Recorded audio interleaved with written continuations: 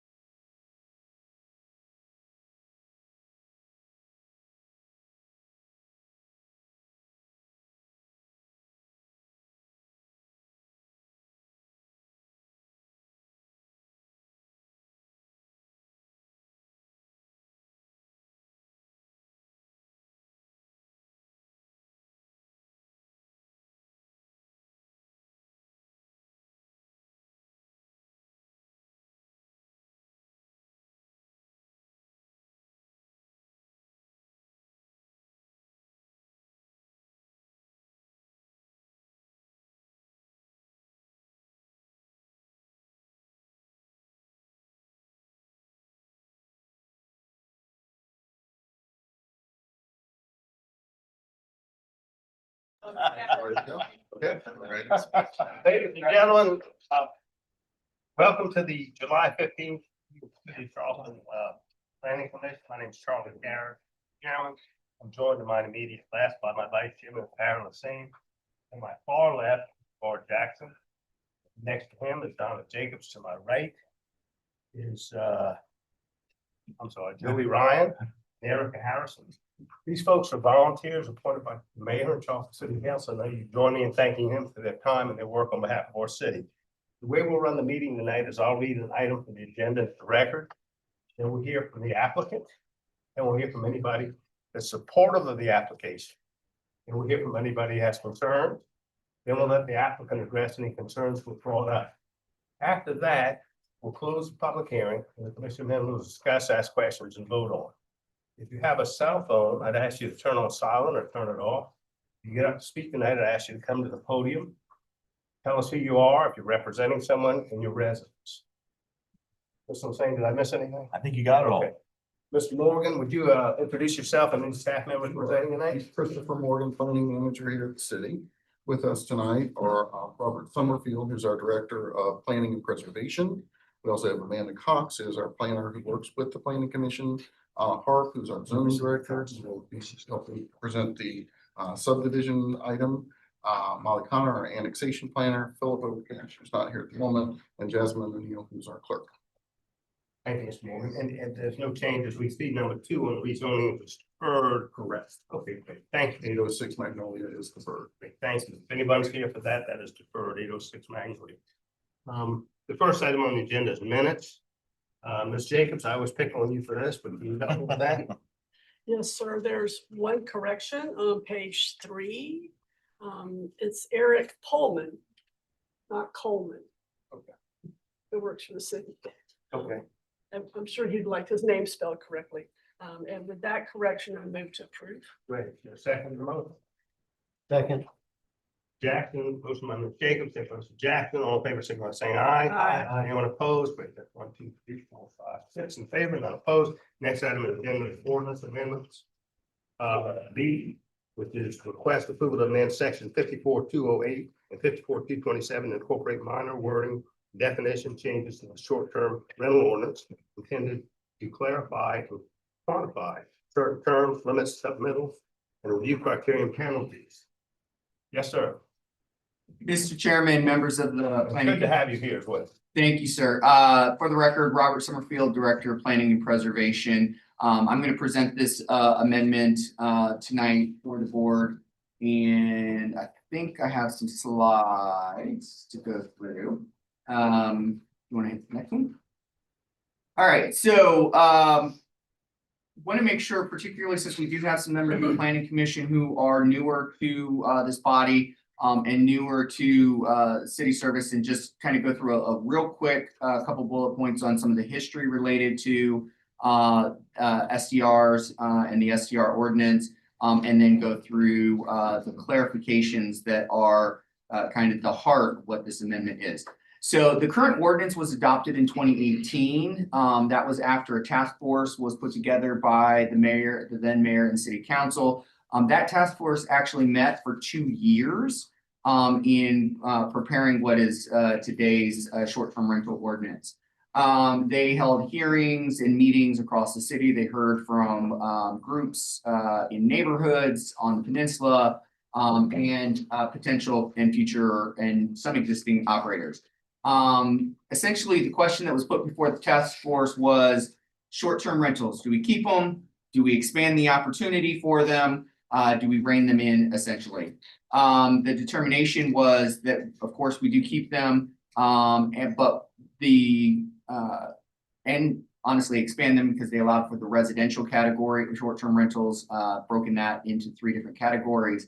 But keep the commercial STR overlay, keep that essentially unchanged in terms of its geography, and then carry forward through all the new language the existing occupancy limit that existed that was set back in 2012, which was the 4 unrelated persons pursuant to the definition of family. And so our zoning code, like many zoning codes across the country, when you are occupying a dwelling unit, a single family dwelling unit, it is intended that that's for 4 unrelated adults that are acting as a household or 1 family. And family sometimes has some jurisdictions even have degrees of sanguinity. I don't know that I'm saying it right, but basically how many levels of blood relation the family is to be able to occupy. We don't have that part.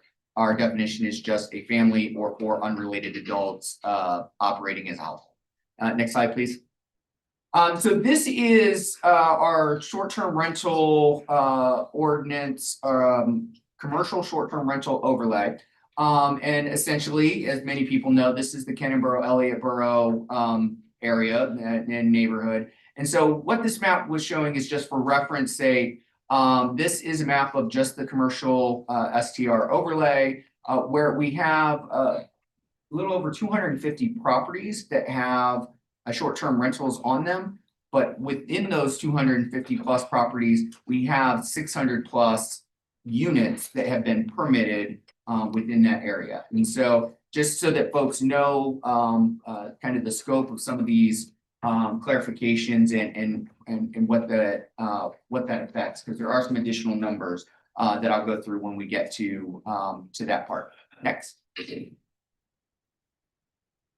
So again, this is vitally important, and I think one of the things that maybe wasn't as crystal clear when we came to you back in October, I believe it was, of last year, with initiating this amendment, was that this is intended to be a clarification of existing regulations. It's not adding any new regulations. It is clarifying existing regulations, specifically where it seems to spend a lot of time and a lot of the conversation has been is around how to determine occupancy within a short-term rental. So again, currently our code, again, since 2012 has said 4 unrelated persons or 1 family. We have heard consistently from members of the operators community that they don't go in and blood test folks or ask those questions about relations. But then we end up having comments from folks in the neighborhoods and the communities that see a group of folks there and they may have some questions about how that is necessarily constituting a family and that it may be more people than was expected or anticipated or really the unit can accommodate. And so all of the comments we've received, all the discussion, the team has been working since this item was deferred by the Planning Commission back in October to refine that clarification around occupancy. So the first thing we've done in the amendment is we've removed the reference to family completely. Again, we heard pretty consistently that trying to govern what constitutes a family was not something that the operators were really able to do. And they did not feel comfortable being judged on, being able to verify that it was a family that was renting their unit versus maybe a larger than 4-person unrelated group.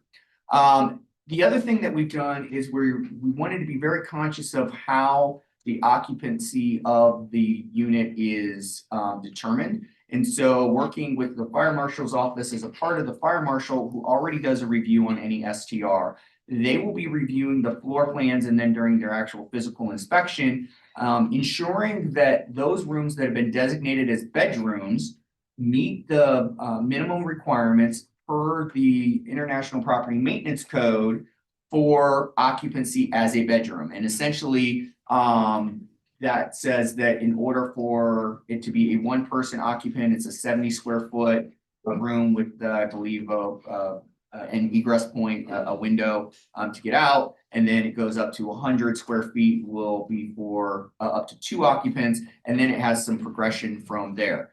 That said, the city, because again, we've heard from the community pretty regularly and again, I think the record of those deliberations, again, when they were talking about the use of family, was that these were not meant, the short-term rental unit was not meant to host a large gathering of folks. And so we did do a comparison with other jurisdictions in the area to try to determine, okay, what is the reasonable expectation? If we're saying it's not family, but we also want to make sure that those units that can accommodate maybe a family, again, mine's a family of 5, so we don't want to do it at just 4. Again, so 8 is the number that the staff team working on this was able to determine is twice what the 4 unrelated adults under the current ordinance is. It's a reasonable number for most of our units to be able to accommodate. Again, most of these units in the short-term rental overlay are 4 bedrooms or less. We do have 29 permitted units that are greater than 4 bedrooms, and we provided an exception for them for as long as they remain in active permitting status, that they will not be held to the cap. They will be held to the fire marshal review for their IMPC occupancy. Again, it will be very clear on the permit about the spaces that are approved to constitute bedrooms. We've had incidences in the past where folks have brought us requests because it wasn't really clear to put day beds in, sometimes day beds in hallways, trying to use a lot of spaces that don't qualify as bedrooms to provide space. One of the big important things for anyone listening, and I talked about this last week or so at the CD committee meeting, was in an earlier draft that we had taken to the stakeholders just a few weeks ago, just before the 4th. We did have a provision in there because again, we had heard from some folks that maybe were newer to the situation, as well as just some folks who thought maybe enough time has passed that it made sense to think about having a defined time between when a dwelling unit is constructed and when it can be converted to a short-term rental. Code is again very clear that we do not build purpose-built short-term rentals. You build a residential dwelling unit first, and then that can be converted to a short-term rental if it meets the various conditions and requirements. We were proposing a time period of how it needed to be a residence for a certain period of time before it converted to the short-term rental use of that residential dwelling unit. However, after some additional feedback and going back after that stakeholder meeting, we removed that provision. So it remains that while you do still have to build a fully functioning residential unit first, once you got your CCC, you would be able to submit and request to convert that. If again, you meet all the requisite conditions to a short-term rental. Christopher, if you don't mind on that side.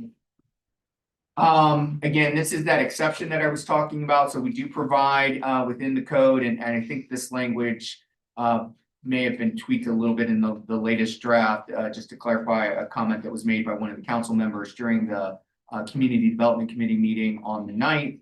But essentially this provides the exception from the 8-person cap for those existing permittees who have are in the STR overlay, who have more than 4 bedrooms, and who by the IPMC would be able to accommodate more than 8 occupants within those additional bedrooms. So again, if you have 5 bedrooms, but they're small bedrooms, you still might only be able to accommodate 6 people under the rules. But if those bedrooms are bigger and each of those 5 bedrooms can accommodate 2 people, they're each 100 square feet in size or more, then you could have 10 people. You would not be held to the 8-person cap.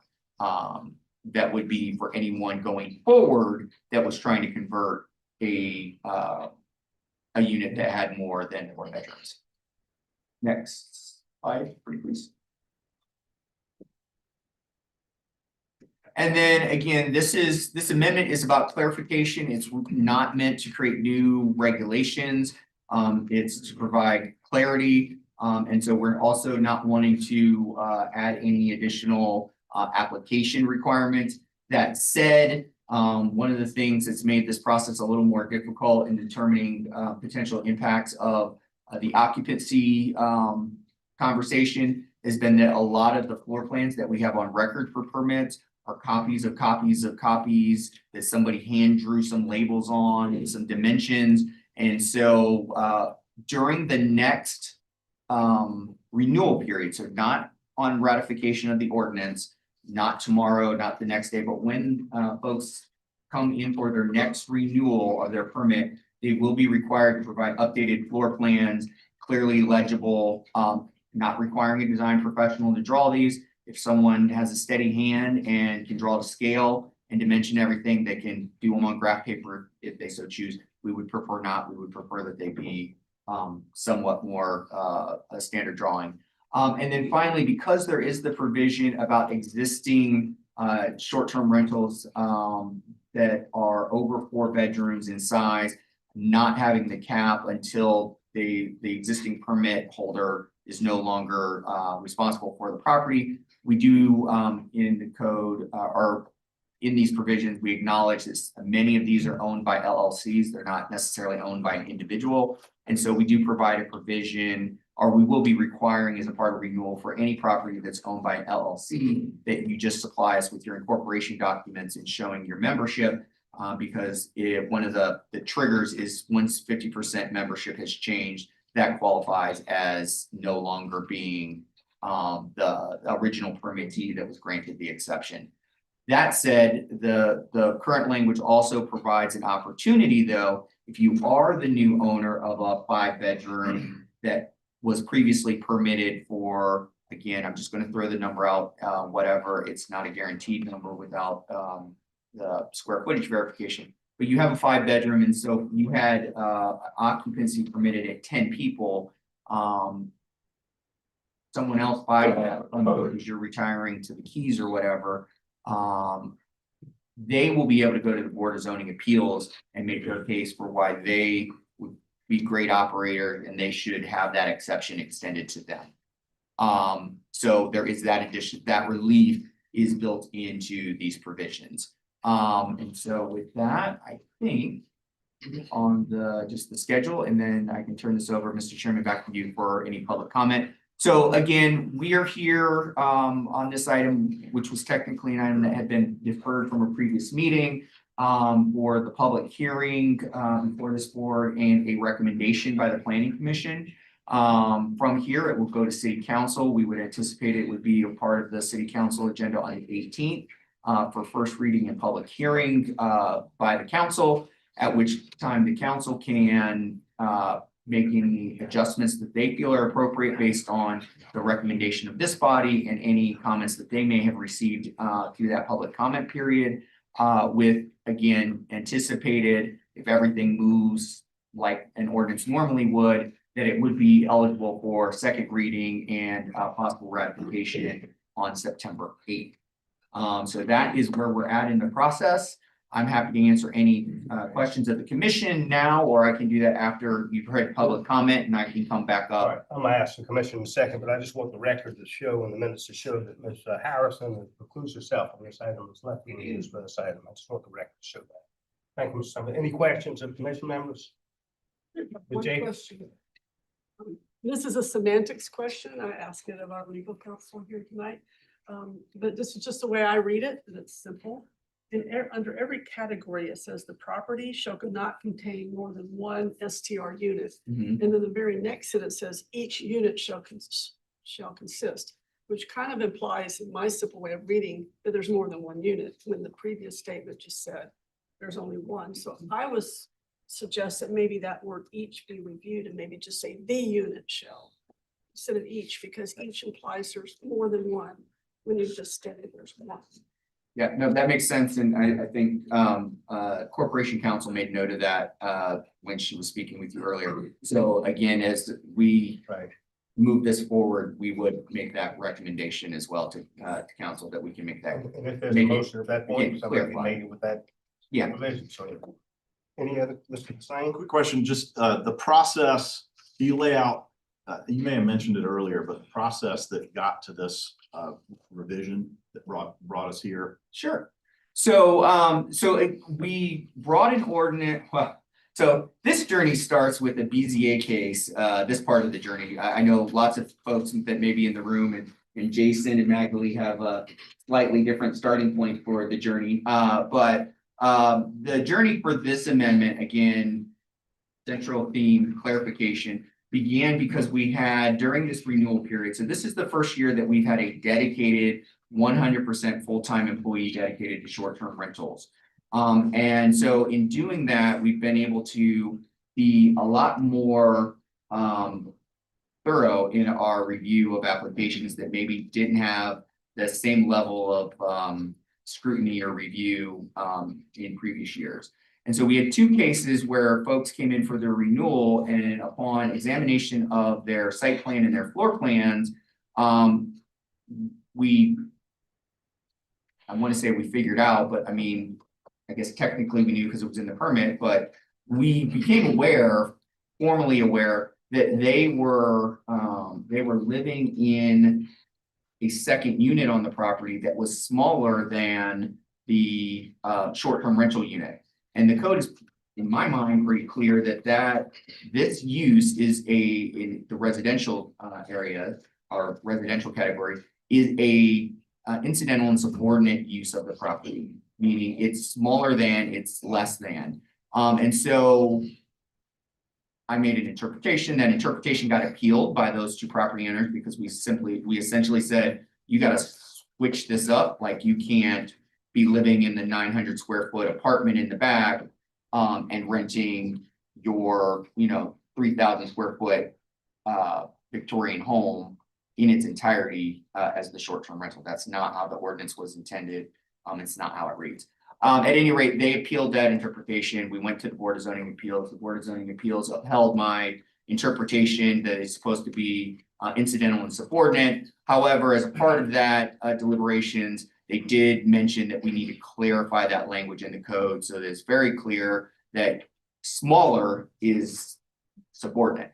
And so that's what kind of started us on this journey. And then we have a running list of issues with the code. And one of the things that was on that list that piqued the interest of some other team members here at the city was the question around family and occupancy and how do we get a better handle and explain to the community better how many folks can or should be in a short-term rental. And so that introduced to that piece. So all of that culminated in an amendment that came before this body in October of last year. We did do some stakeholder outreach prior to that meeting and received some comments there. Obviously, you all received some comments and there were some questions about just the time to absorb all that information. So the item was deferred using the Planning Commission's prerogative to defer any application for one time to provide them additional input.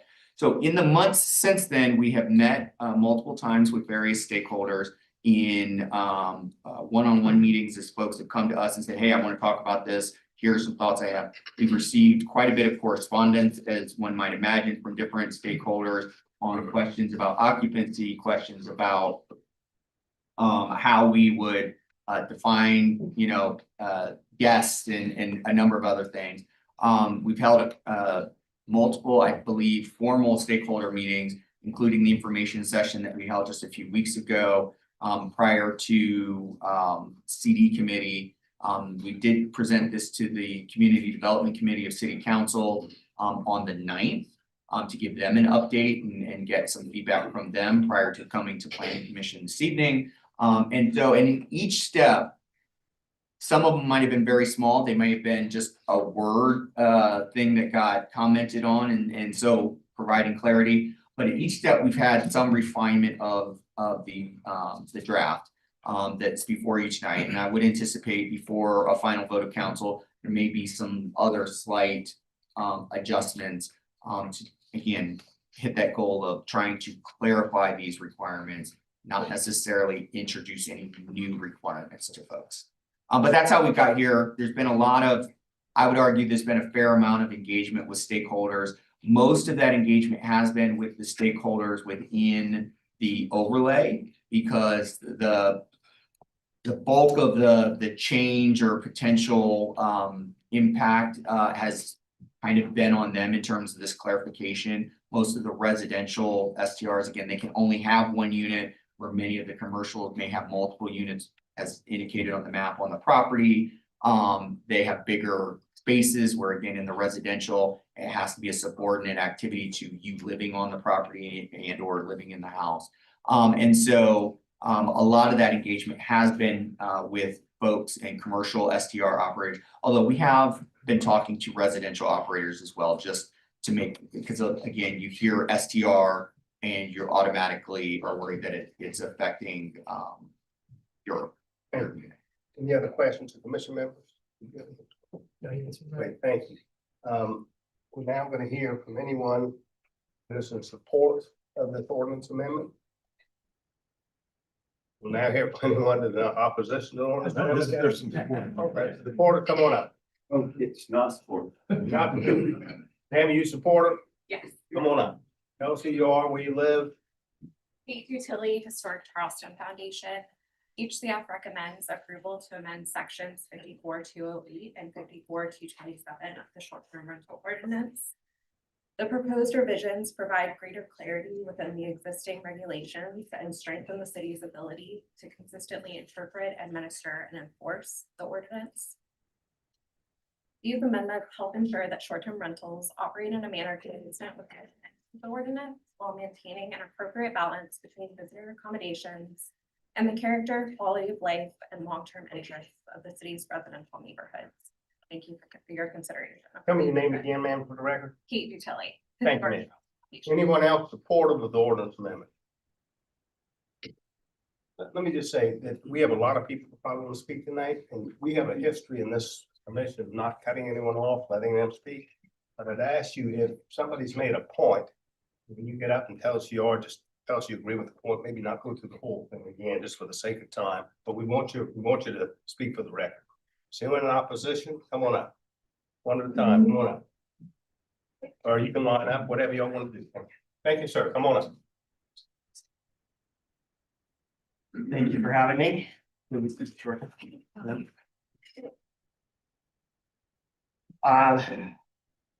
ahead.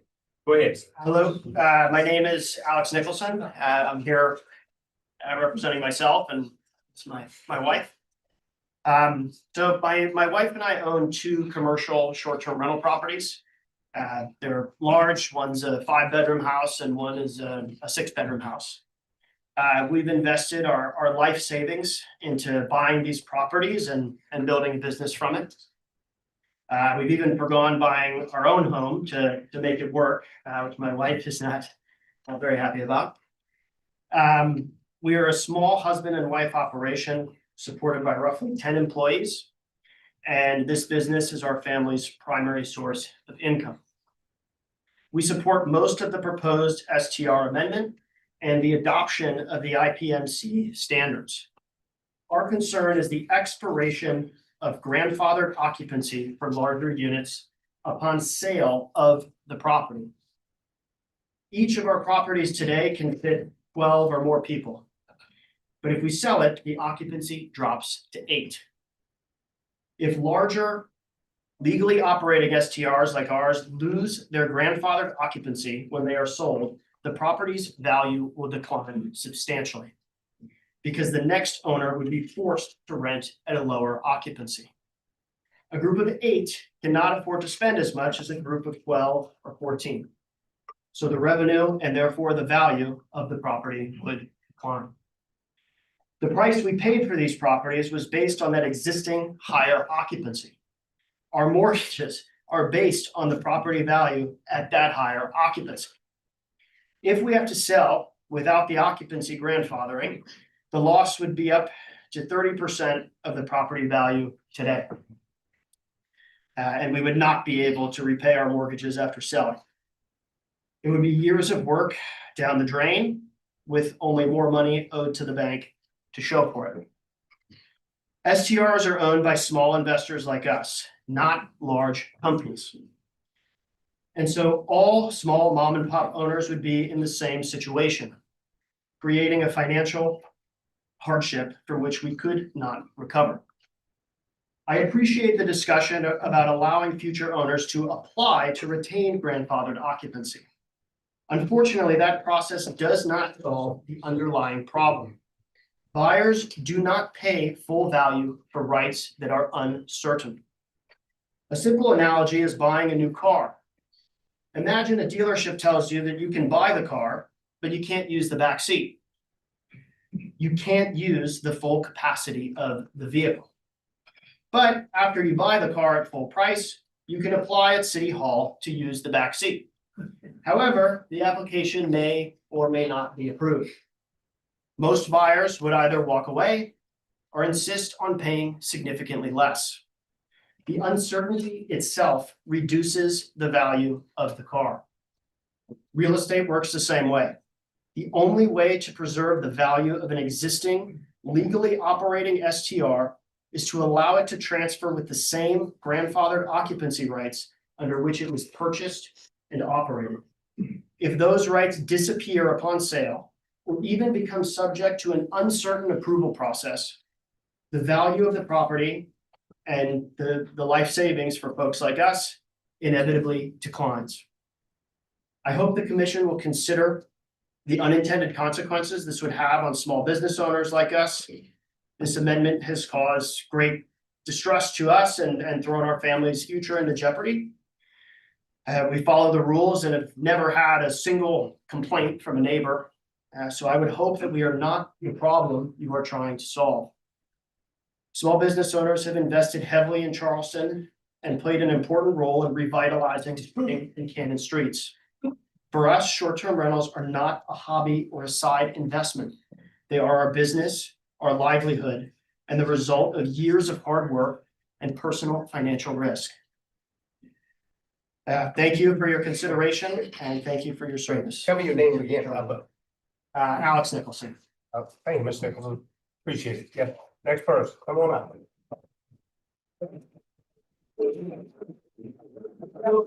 This is a public hearing, so we appreciate not the applause. We appreciate your emotion in it, but thank you, sir. Good afternoon. My name is Chris Grimalda. I am not an STR owner, operator, or manager, but I'm a small business owner in the short-term overlay district. Used to live in that neighborhood for 6 or 7 years, and I've operated businesses there for over 9 years.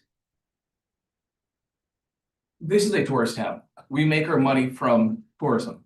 My business alone, 90% is driven by tourism. I employ over 12 people because of tourism. We're a lot of focus right now on the STRs, but not on hotels. Hotels are being approved left and right. And there's occupancy limits, but what's to say I rent a hotel room and I have 4 people in the hotel room versus just the 2 that are allowed? There's no obligation to the hotel to stop that, and there's no punishment to them.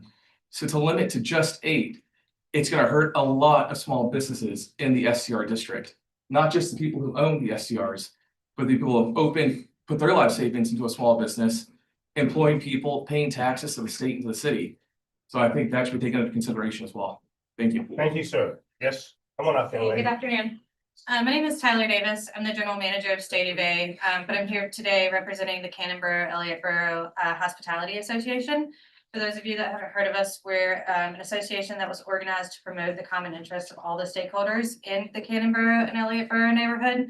That includes property owners, retail businesses, restaurants and hospitality operators, residents with commercial interests, pretty much anybody in the neighborhood.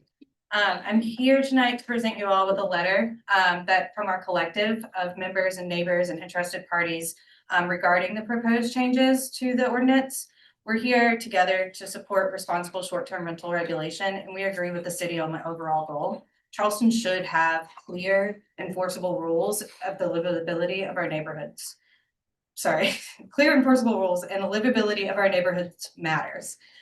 We support strong enforcement against the conduct that actually affects quality of life, excessive noise, parties, overcrowding, parking, trash violations, and unpermitted units are all things that we support regulation on. Along with the letter, you're going to hear a lot of talk from us this evening about the impact, about an economic impact report completed by Tourism Economics and a detailed breakdown of all the complaints filed at the city in relation to any STR permit. Based on these findings of both these reports, we are here tonight to hopefully reach a compromise to the city's proposed changes based on the facts of economy and livability. You'll each get a copy of the letter, so I'll save you from me reading it word for word and stuttering through it. However, I would like to hit a couple of the key points highlighted within for you. First, let me start out by saying that we support the approach of governing occupancy by the International Property Maintenance Code. We believe this is a fair, easily governable approach to deciding the occupancy of each unit. Our ask is to let the code's number be the number. So first for economics. We know that a separate fixed cap alongside IPMC would create 2 conflicting standards and would cost the city a lot of money.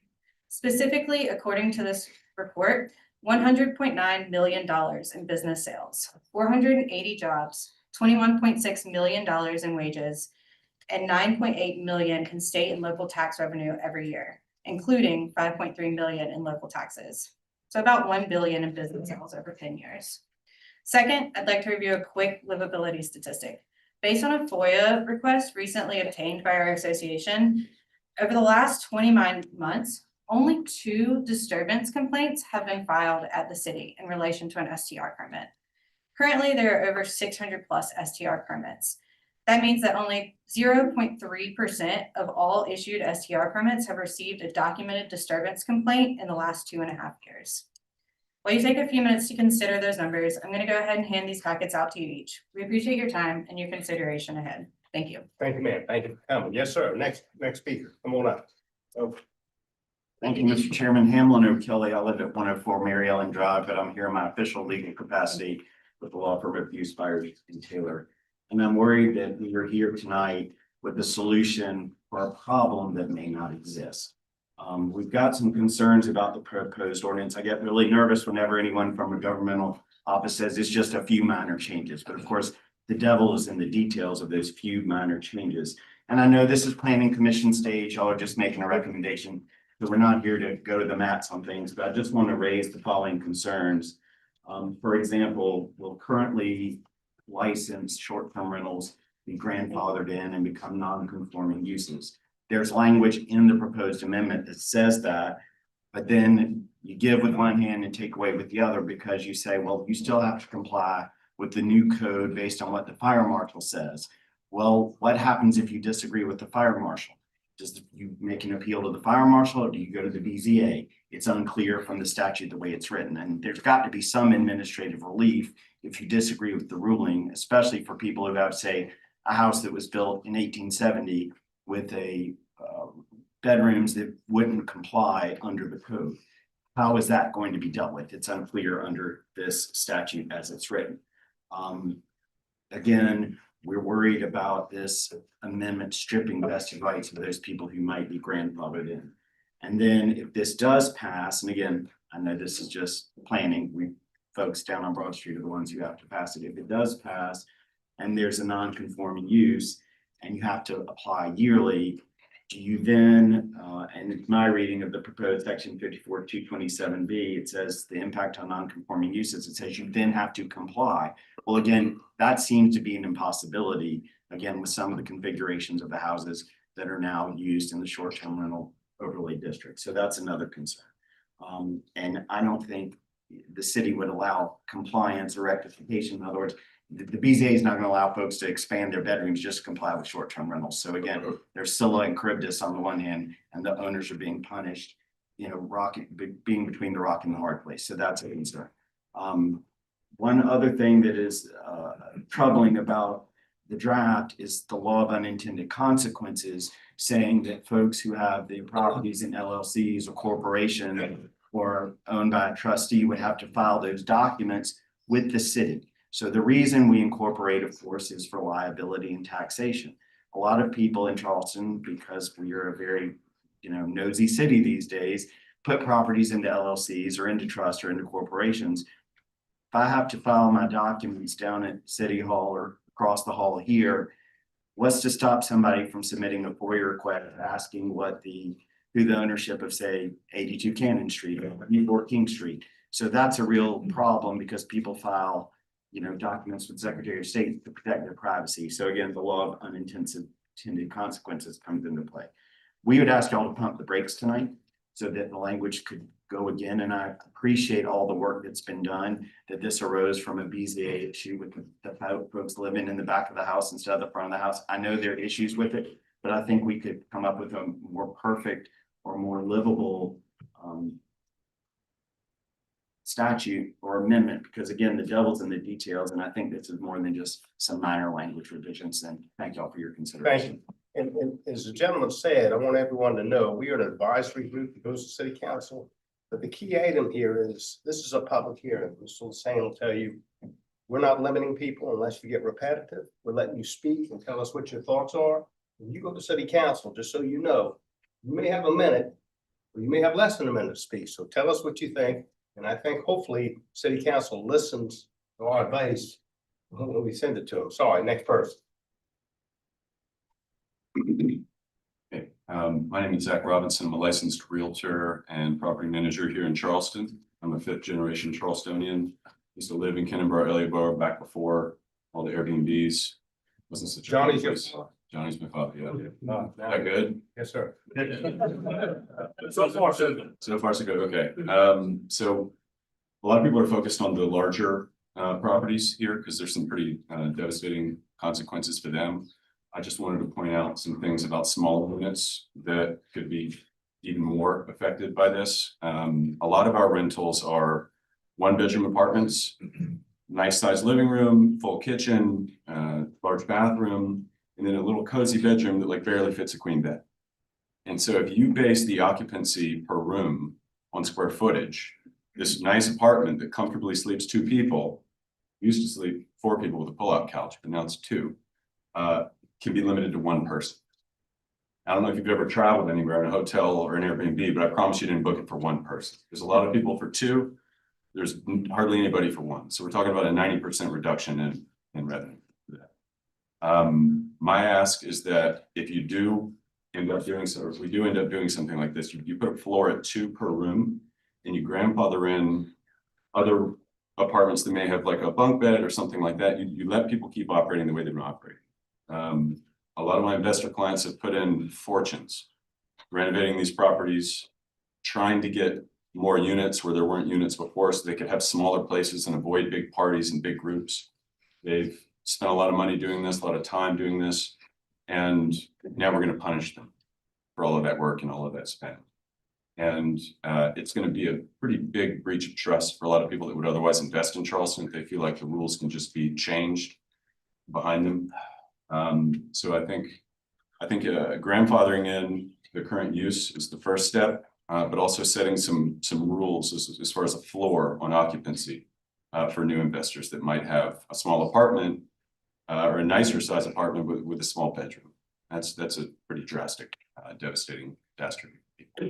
So I appreciate your consideration. Thank you, Mr. Robinson. Please give your dad my best. I will. Thank you. Hello. I am Jacqueline Bennett. I am an owner of St. Philip Square, but I speak to you as a grandmother of 5. When we travel, we would have ourselves 2 sets of adult parents and 5 children under the age of 18.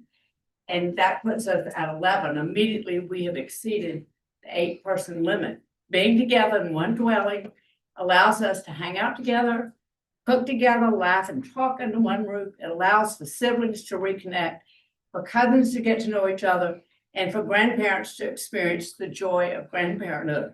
And to me, this is the highest and best use of short-term rentals. And I'm asking that you exclude children from the 8-person limit. Thank you, ma'am. Thank you for coming out too. Yes, sir. Come on up. Good evening. My name is Stephen Ramos and I live at 48 Bogart Street. So I'm in the overlay. I've lived there for 13 years. And so I've lived around short-term rentals. Every Thursday, the Ubers arrive, the roller bags come out, and people are happy to be in the neighborhood. And I have never had an issue with those people visiting the neighborhood. And I know that they support businesses in the neighborhood. But I'm also an owner of short-term rentals. I started investing in 2019. I purchased a house on Spring Street. It was a 5-bedroom college rental. I purchased it with 2 of my buddies. And we made it a luxurious 5-bedroom short-term rental. Won all types of awards, Carolopoulos Award. It's been on Condé Nast. It sleeps 14 people comfortably and luxuriously. And now I am one of the owners of a project called The Charlie. It is an 8-unit short-term rental project, plus there's a restaurant. Also won a Carolopoulos Award. It's been heavily supported by the neighborhood. We have 4 units there that are row houses that sleep above 8 people. And so I can assure you that it's going to be pretty devastating if we have to chop down occupancy by about 25%. We're not exactly swimming in dough, so that type of hit is really problematic, as previous people mentioned. Tyler, who spoke earlier, mentioned a FOIA request, and I was supposed to give this out before that. But I wanted to point out a few things. So the city staff begrudgingly accepted our FOIA requests and gathered up 29 months of information regarding short-term rental, short-term rental violations, or actually it was any type of rental violation. As Tyler mentioned, if you go to the second page.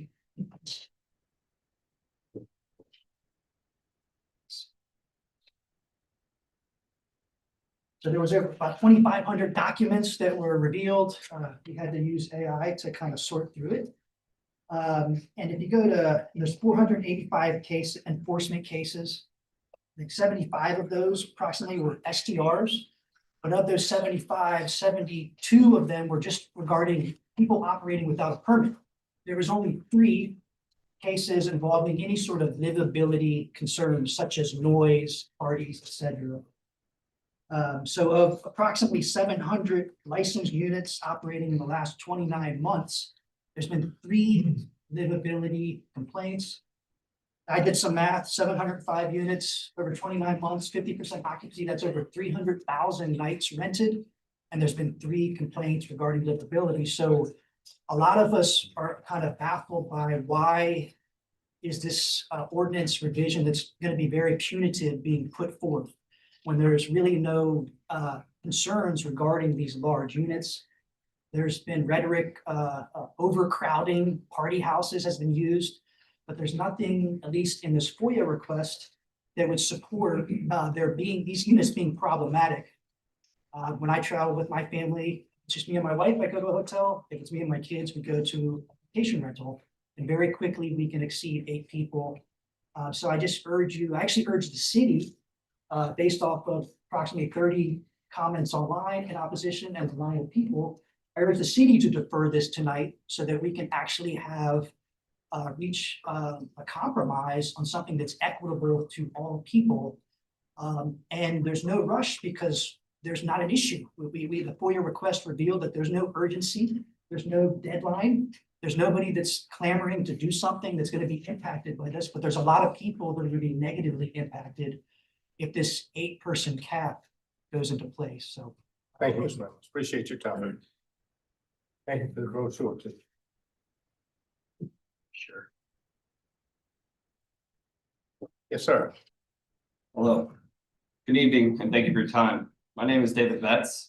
I've worked in the vacation rental industry in Canterbury, Elliotboro for 12 years, and I've worked closely with city staff throughout that time. The claim that this amendment increases occupancy from 4 to 8 does not reflect how the ordinance has actually been interpreted, administered, or enforced.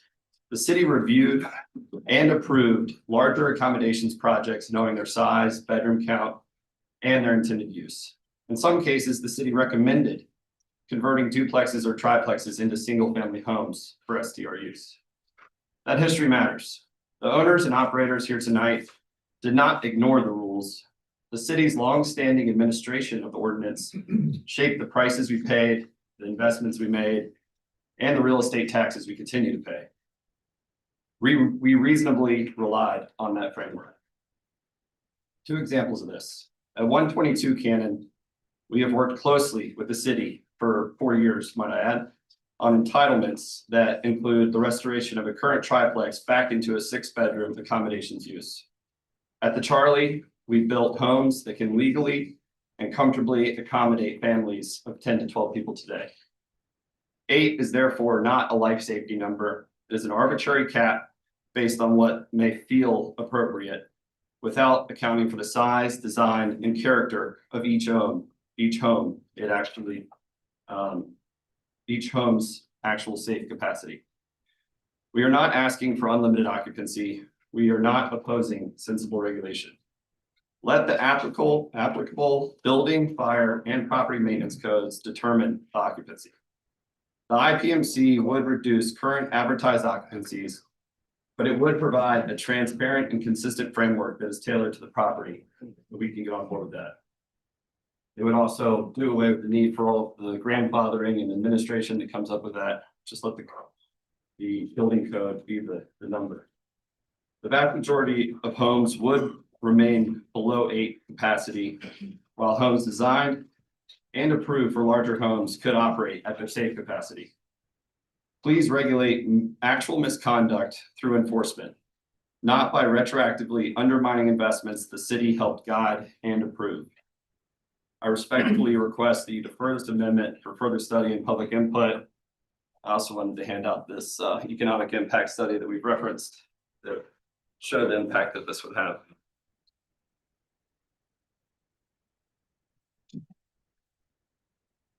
Thank you, sir. Thank you, guys. A lot of good information. Thank you. Good to see you, Joe. Thank you. Wow. Appreciate it. A lot of information, guys. Thank you, sir. Yes, sir. Come on up. My name is John Mincer, 82 Spring Street. I first just want to mention a little something about the information y'all received tonight. It's been impressive for me to see. I didn't even know that all that was coming out. But I think it points to the fact that this is the sort of studies and research that should be done when going to make a vast change like this. it shouldn't be on the citizens to have to produce this kind of information. So I commend everyone that's been able to bring that to the table. I'm here to talk a little bit more about the guest side of things, probably the sideways motive that's been perpetrated with the city to spring this. So thank you for being here. Thank you for allowing us to be here and taking this seriously. For the past 10 years, I've dedicated my time to improving our neighborhood and hosting guests in our great city. I remember the early years, shuffling a handful of pack and plays between properties, depending on who was staying where. Within months, we realized that was pointless. Every unit needed its own permanently because the demand was constant. Today, we own 221 pack and plays as we help represent a number of homeowners' properties and their investments. That's families every week choosing to stay together in homes of all shapes and sizes. There's been perceived to try to be a real misconception that's been formed about who's staying in these homes. Looking at the actual numbers for these larger units specifically, less than 9% of our stays are those large celebratory groups. Yes, those bachelorettes or those guys' golf trips. And they are confined to the weekends. The overwhelming majority, however, are travelers coming into town for weddings, family reunions, and milestone birthdays. My own mom just turned 72 years old, and 9 of her friends came from Blue Ridge, Georgia to stay together at one of our properties. Being all together, living like a local, walking to recommended shops. An eight guest cap on top of IPMC is arbitrary, not derived from any code, and it ignores the shape, sizes, and character of our Charleston homes. I want to be clear as well. IPMC alone will bring approximately a 24% reduction in listed occupancy in itself right away. That's a huge compromise that the people in this room and all of us are willing to consider, because we understand there's going to be beauty and clarity needed in the current ordinance. That margin alone, 24%, teeters the person's ability to cover their mortgage, and it's, again, super significant. If 2 families book a 4-bedroom home with their kids and land just over that 8 number, what do you want us to do as operators? Turn one child away at the door? I have 2 kids, one's a newborn. We book 1-bedroom homes all the time when my wife and I travel. That can no longer be the case, as the gentleman before me gave the example of his apartments. So where does this also all end from the city? We're going to start limiting table sizes at restaurants or capacity at wedding venues? Actually, we already do that through the same sort of fire marshal code that holds real merit and is designed in nature to be conservative itself. We are willing to accept that same standard here, accept that 24% reduction, and get on board with that. What's being proposed on top of that isn't a refinement. It's overly disruptive to our guest expectations, to our ability to actually meet our guest needs and manage the day-to-day. Overall, this just deserved the deliberate process the original ordinance got in 2018. My respectful ask, as many others, is to defer this. Let's take our time. Let's be more collaborative with the neighborhood to get it right. Thank you. Thank you for coming, sir. Yes, ma'am. Come on up. Hello, my name is Maggie Abrams. My name is Burbage, so I'm also a multi-generation Charlestonian. This city is not just where I work, it's my home. It's where my family is. It's where I built my career here in hospitality and where I hope future generations will come to thrive. I care deeply about protecting and preserving Charleston while also sharing everything that makes it such a special place with the people who come here to experience it. I'm also a hospitality professional who works in Charleston's short-term rental industry. When people hear short-term rentals, they often think only about property owners or the management companies, but this industry supports a much larger network of local jobs. It supports housekeepers, maintenance technicians, landscapers, contractors, inspectors, photographers, property managers, laundry services, handymen, and many small businesses that rely on tourism-related work. These are not abstract economic figures. These are real people earning a living and supporting families, paying rent, buying groceries, and building careers here in Charleston. Finding a good job is already difficult for many people. Technology and artificial intelligence are changing the workforce quickly, and more jobs are becoming automated or eliminated. The jobs supported by hospitality are very different though. A home still needs to be cleaned. A repair still has to be made. A guest still has to be helped. An experience still has to be made. A local property still has to be maintained. These are hands-on jobs that create opportunity for people with many different backgrounds and skill levels. This is why it is concerning to see the city consider a restriction that could reduce demand for these workers without clear evidence that larger short-term rental companies and groups are causing a disproportionate problem. If there are properties creating noise, trash, parking, or safety issues, please enforce these violations directly and hold these operators accountable. But do not reduce the economic activity of an entire industry and put local jobs at risk based on assumptions about group size. Visitors staying in short-term rentals also spend money at Charleston restaurants, shops,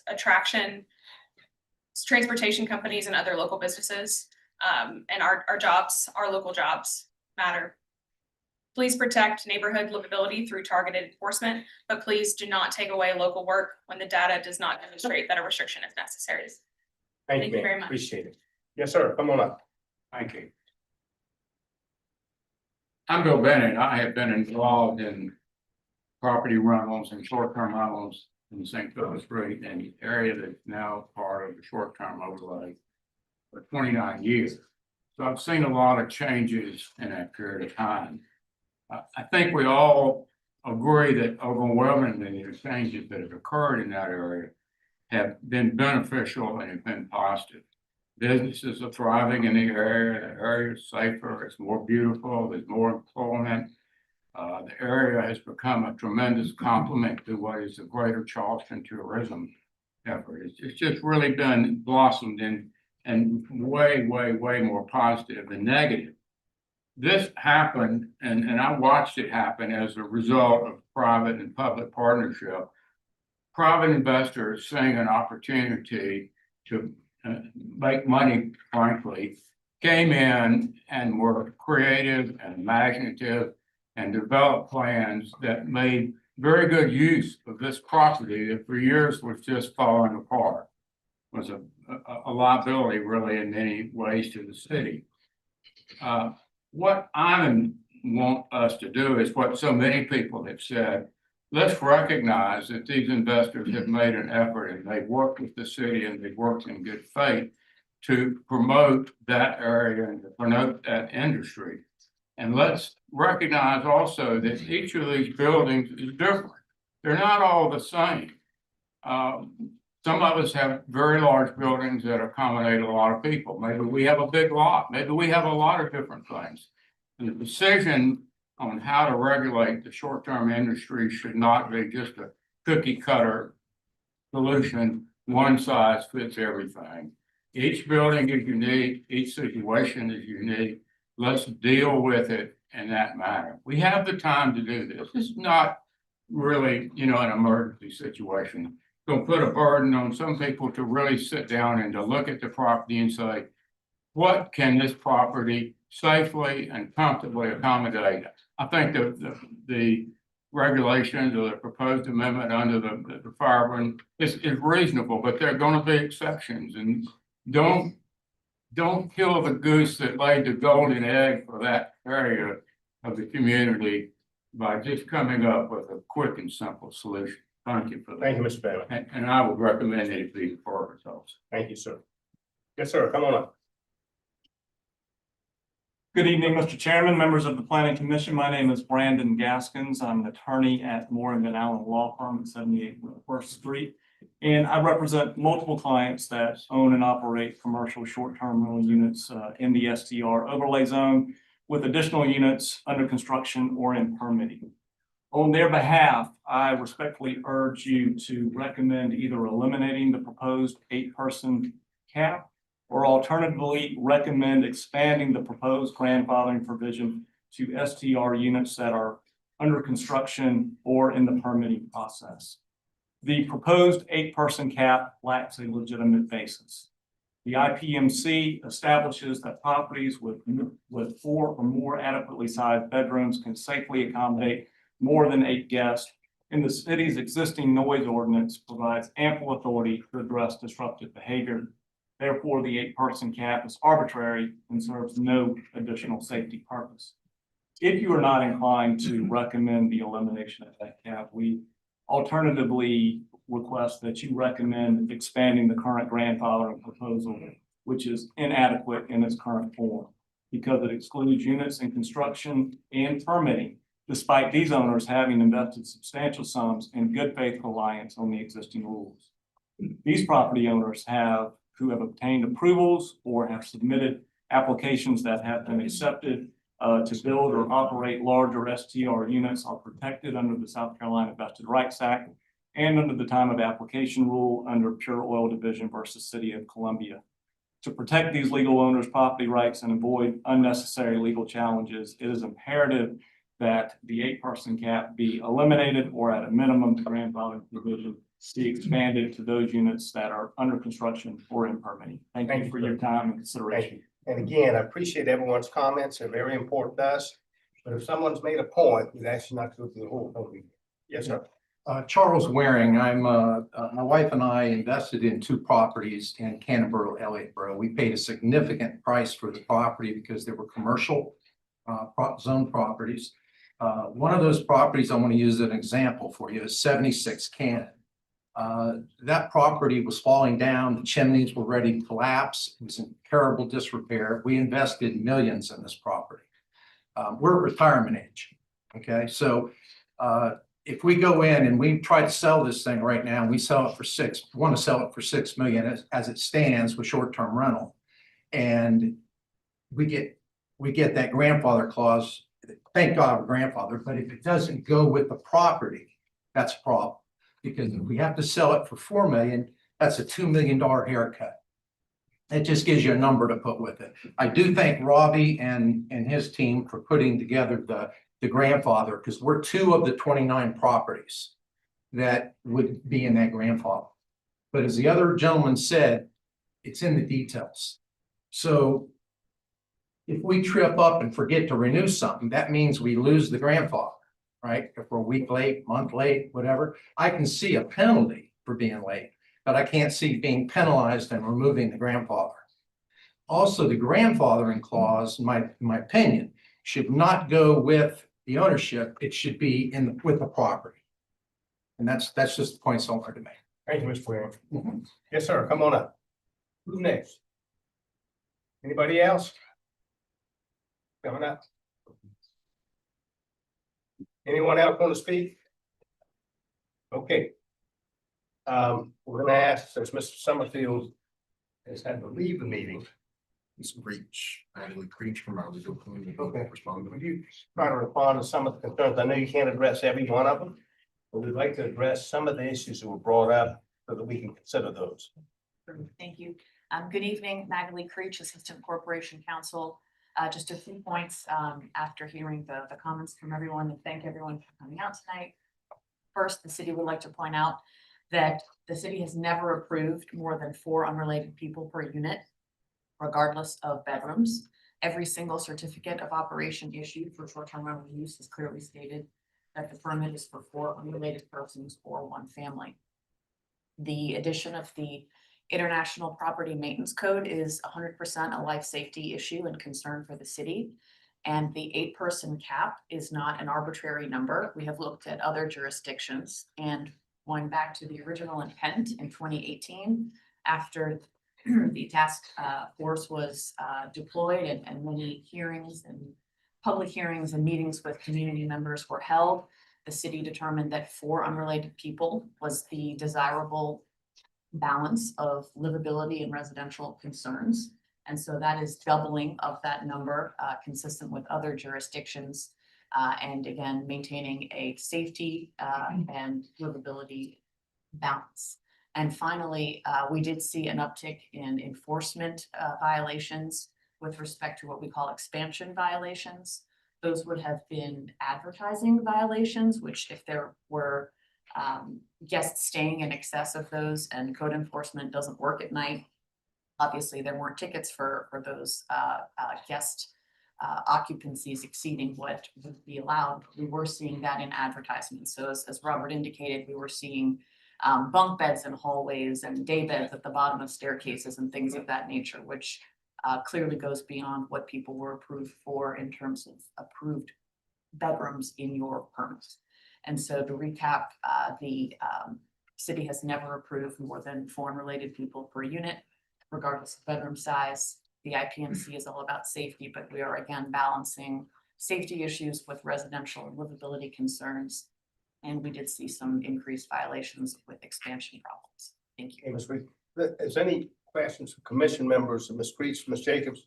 Would you address the concern about the FOIA or the LLC, because I know that the current chair of the community development committee of the city is Councilman Rossapel, who's a land use attorney.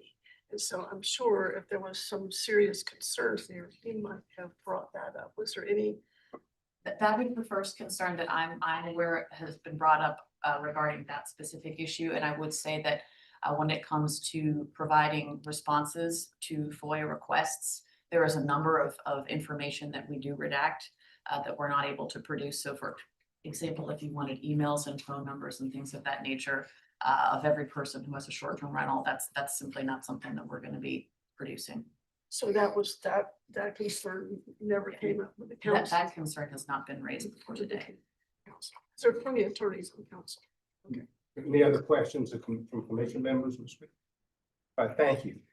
That'll close the public aspect of this. Commission members, questions, comments, motions? I'm still saying you've been quite quiet. A lot to think about this. A lot of information, a lot of good information.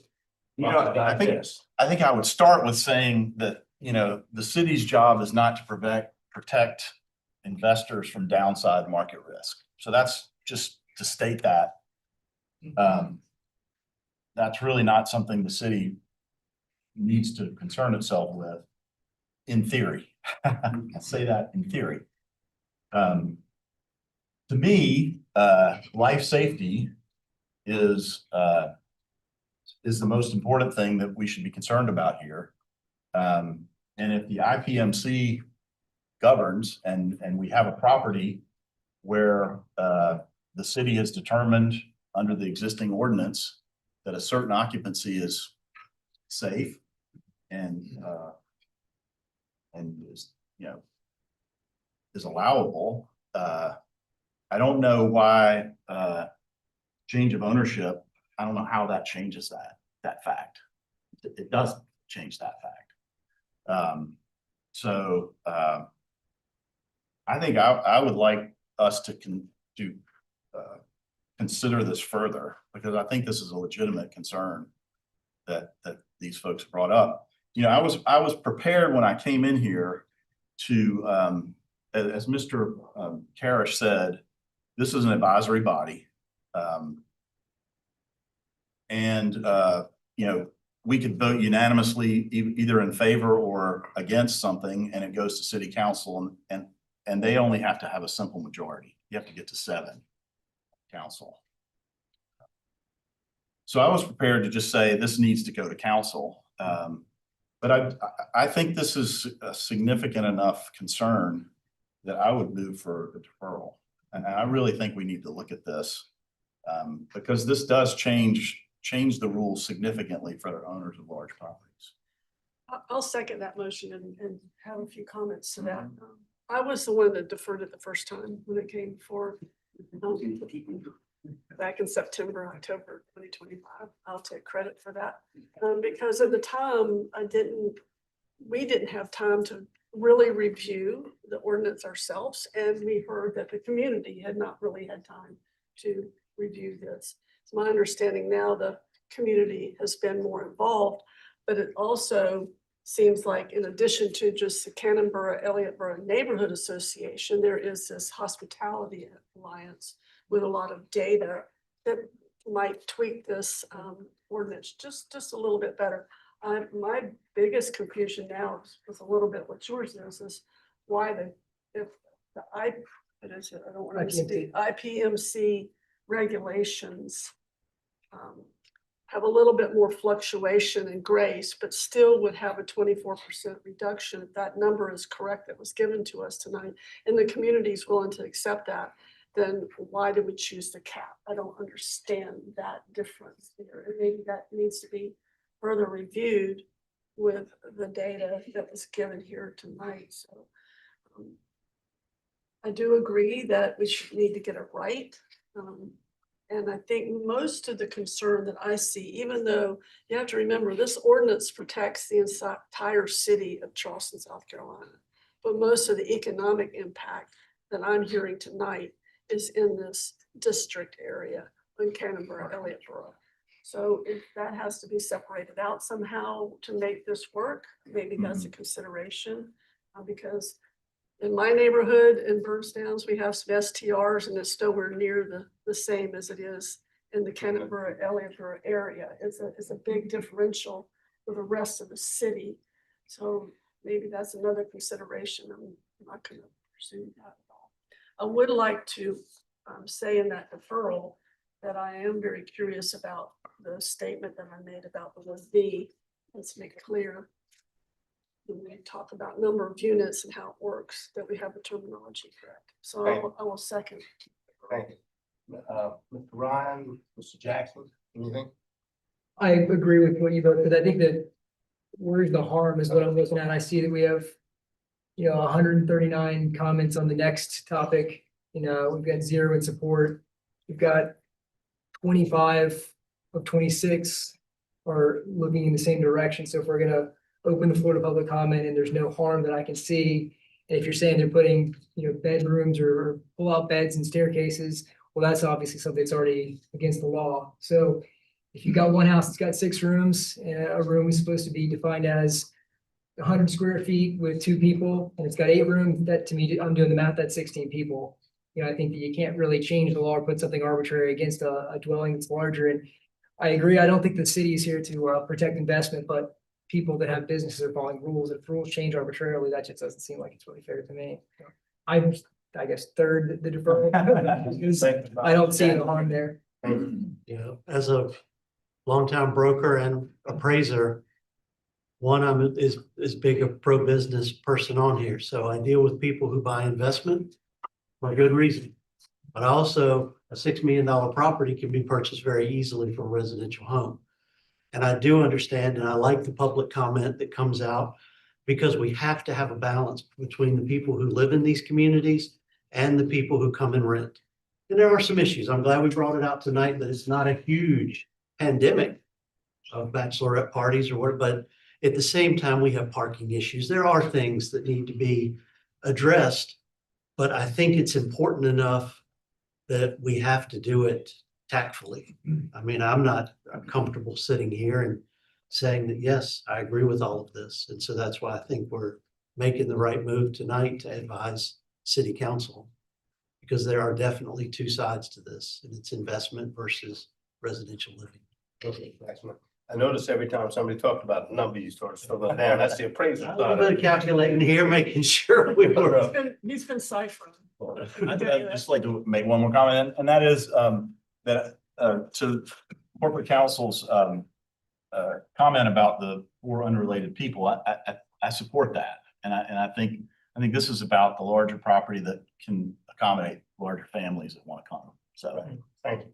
And I'm going to support the motion, the defer, because we are advisory, but we want to get it as right as possible before we send it to city council. We want to tweak it, get it as good as we can, and so city council has something good to consider. So there's a motion by Ms. Lassane, second by Ms. Jacobs, third, but to defer, all in favor of the deferral, signify by saying aye. Aye. Anyone in opposition? So that's 5 in favor, none opposed. Thank you all for coming out. Thank you for your time tonight. Next one.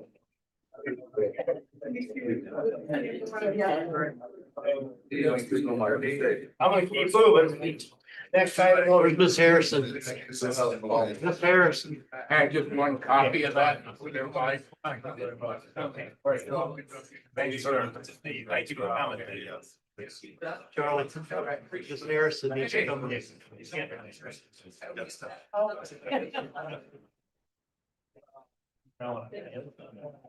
We'll give it 1 second to clear out. You do.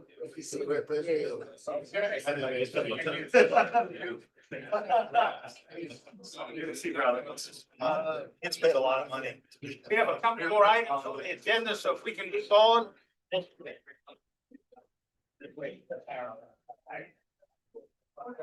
We're still going, folks. Need y'all to step out. We're just waiting on our member that had to walk out, come back to the house. Yeah, just keep, okay, we'll keep going. Okay, next item on the agenda is C rezoning.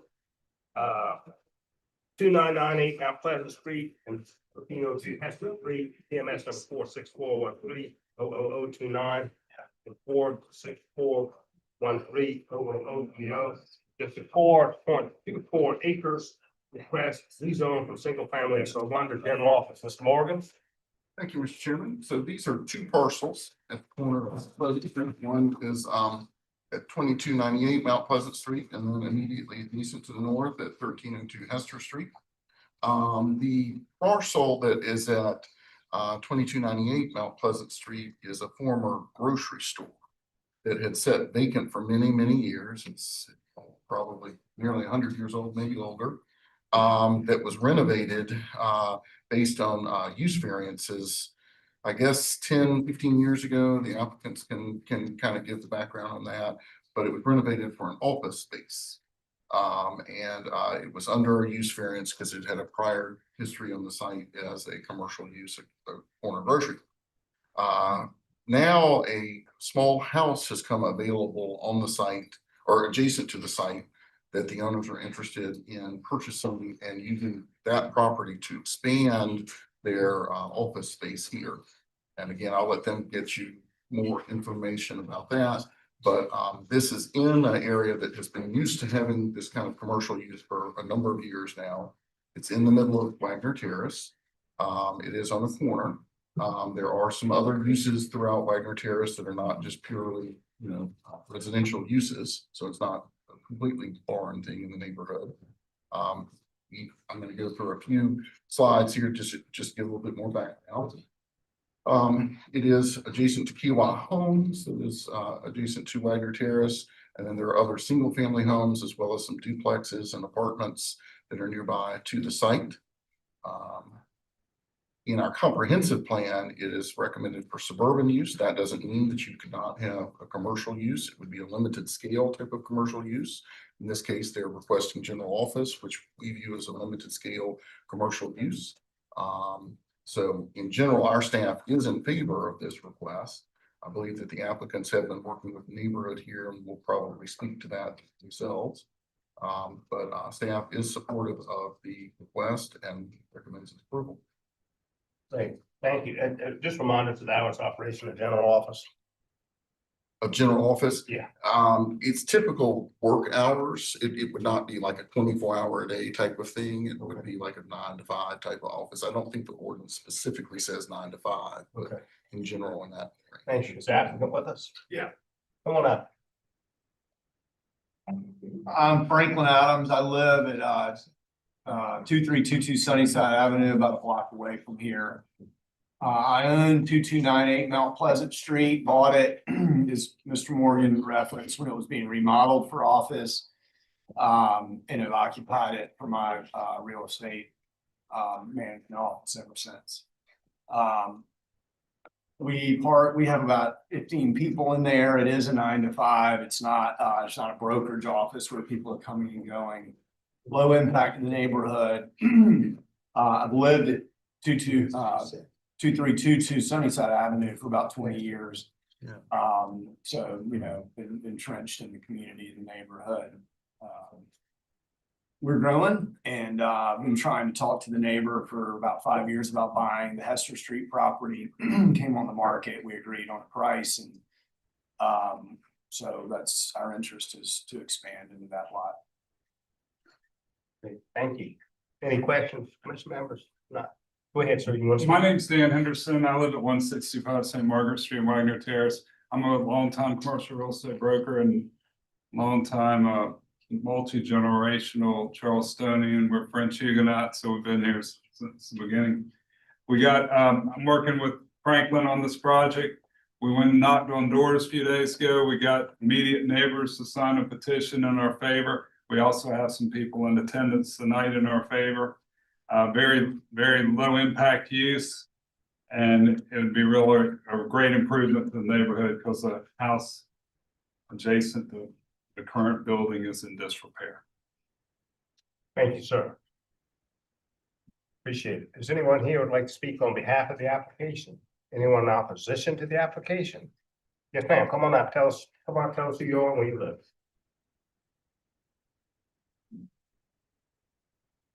My name is Millicent Woods. I live at 1304 Hester Street. I live right next to 1302 Hester. And I just have some concerns about the usage and how they're, well, not the usage. I have some concerns about how the redevelopment is going to occur because of there's some big issues that I have right now with infestation, rodent problems, the house is in disarray, it's dilapidated. And code enforcement has, right now today, had to come by because the tree is falling and they had to cut the tree today. There's a lot of issues with this property. First of all, I'm sorry. Good evening. Again, my name is Melissa Woods, and I live next to the property, one of the properties that are requested for rezoning. I'm here this evening to address an ongoing issue concerning the property located next to me. Currently, there's a tree that's on or very near the property line. The tree encroaches my driveway. There are roots all in my driveway. I've fallen trying to walk from my driveway to my walkway to the front door before. And my mom, who was 95 years old, had several falls because of that. I'm concerned about how the demolition or the construction is going to, what are you going to do? Is it going to be a parking lot? Is that tree going to be removed?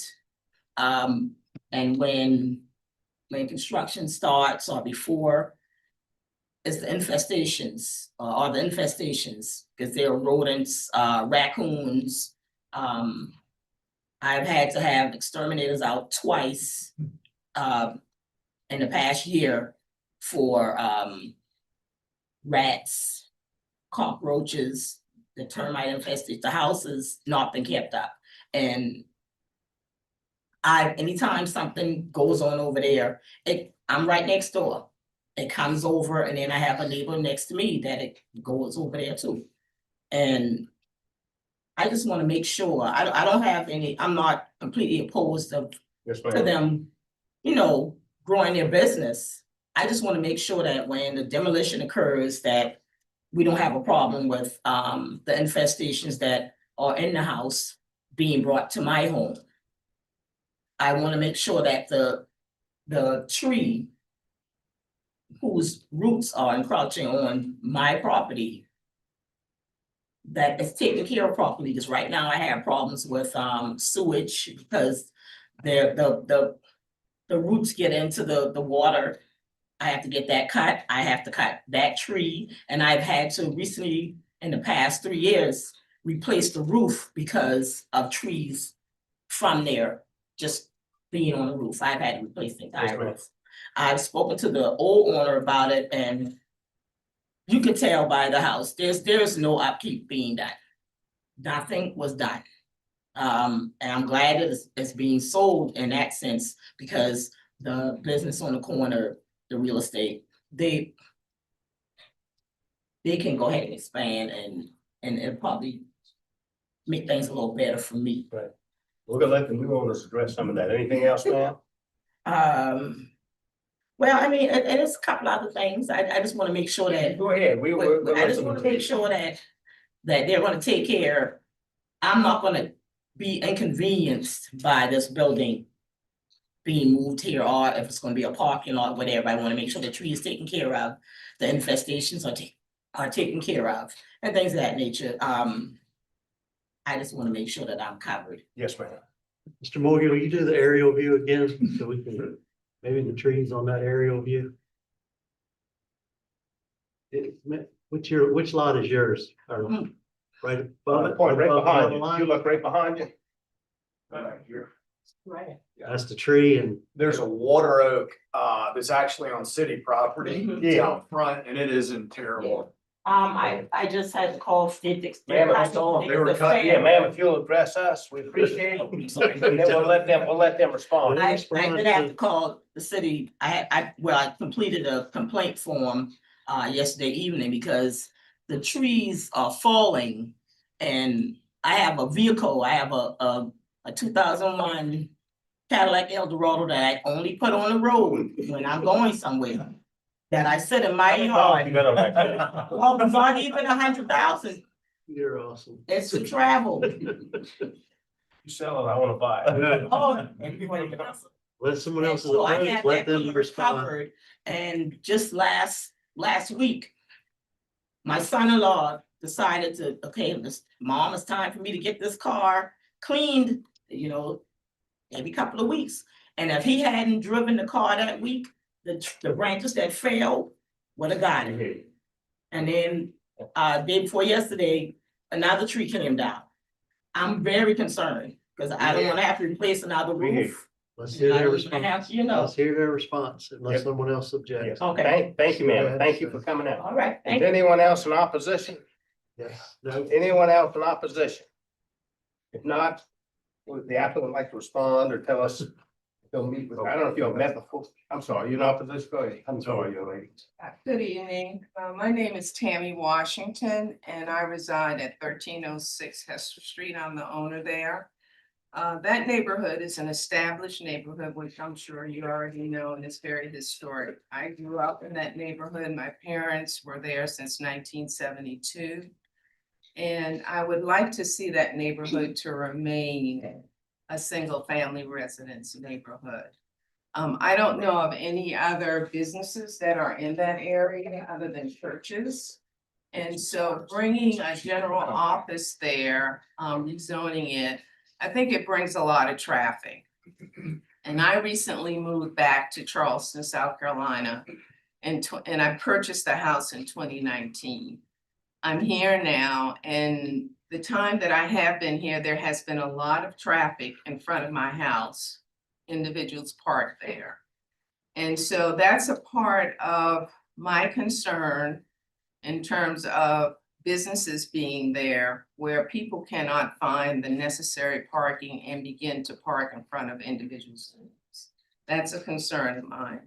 I have poured my life savings into the improvement of my residence and concerned about rezoning it to a GO.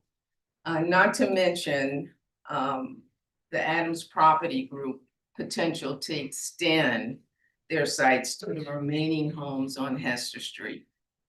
From Mount Pleasant Street to Sunnyside. There are some dilapidated homes there, and I just hope that they don't try to extend beyond what they're trying to do at this point in time.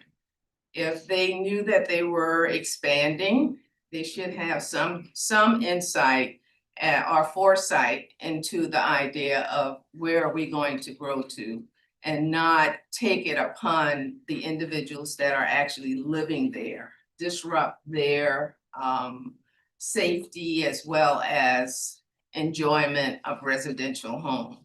So that's really my concern there. I just hope that their sites on what they're trying to acquire now remains in that space. And I hope it doesn't extend and disrupt the neighborhood overall. Thank you, ma'am. Appreciate it. Anyone else in opposition to this application? Anyone else? If not, would the applicant care to address some of the issues? I don't know if you've met with these folks, but if you will address some of them, I appreciate it. Thank you. Sure. Again, Franklin. And I'm sure you're willing to meet with them if you have. Yeah, absolutely. We, like I said, gone door to door and gotten what we believe is resounding support. There were certainly people that weren't home, happy to meet with the immediate neighbor on Hester Street. Yeah, we would have to take that water road down. They were cutting on it actually this afternoon when I rode by. It's got trunk rot. And all of I think a lot of what was addressed would be in permitting, in approved building plans, infestation. We will address, of course, we don't want it either. We do not have it at the corner in our existing office. And it worked hard, we've had to spend money as well to to make sure that's under control. You know, I think we've proven ourselves as neighbors. We've occupied that office building for about 8 years. The expansion will be in keeping, as Mr. Morgan and I discussed in our preliminary meeting. It'll be in keeping with the neighborhood commercial. It'll be attractive. Happy to go through, you know, iterations of architectural plans to appease the city and those types of things. You know, I think currently the office building's about 3,000, a little over 3,000 feet. We're looking to expand it by about 2,000 feet. And that's, you know, within the ordinance and adheres to code. And so we'll have some off-street parking. There is a ton of parking going back south on Hester. There's a good bit of street parking. City has allowed for that opened up. You know, it's an urban setting, right? So there is street parking, and that's allowed currently under code. I don't know if there's anything else to address. Well, we appreciate it. Thank you. And you're willing to give them, just want to say, and you're willing to switch numbers with these folks and communicate with them as much as possible. Absolutely. Great. Ms. Jacobs, you had a question? So your intention is to demolish this building and rebuild? It's fallen down. I mean, there's tarp on the roof. But your intention is to rebuild something and not just park the lot? Oh, yes, yes, I'm sorry, that, great point, that it will not be a parking lot. It will be an attractive, fitting, structure. Great. Any other questions for commission members? Had to close the public. Ma'am, we usually don't go back and forth, but I'll let you, if it's a quick one, you go ahead.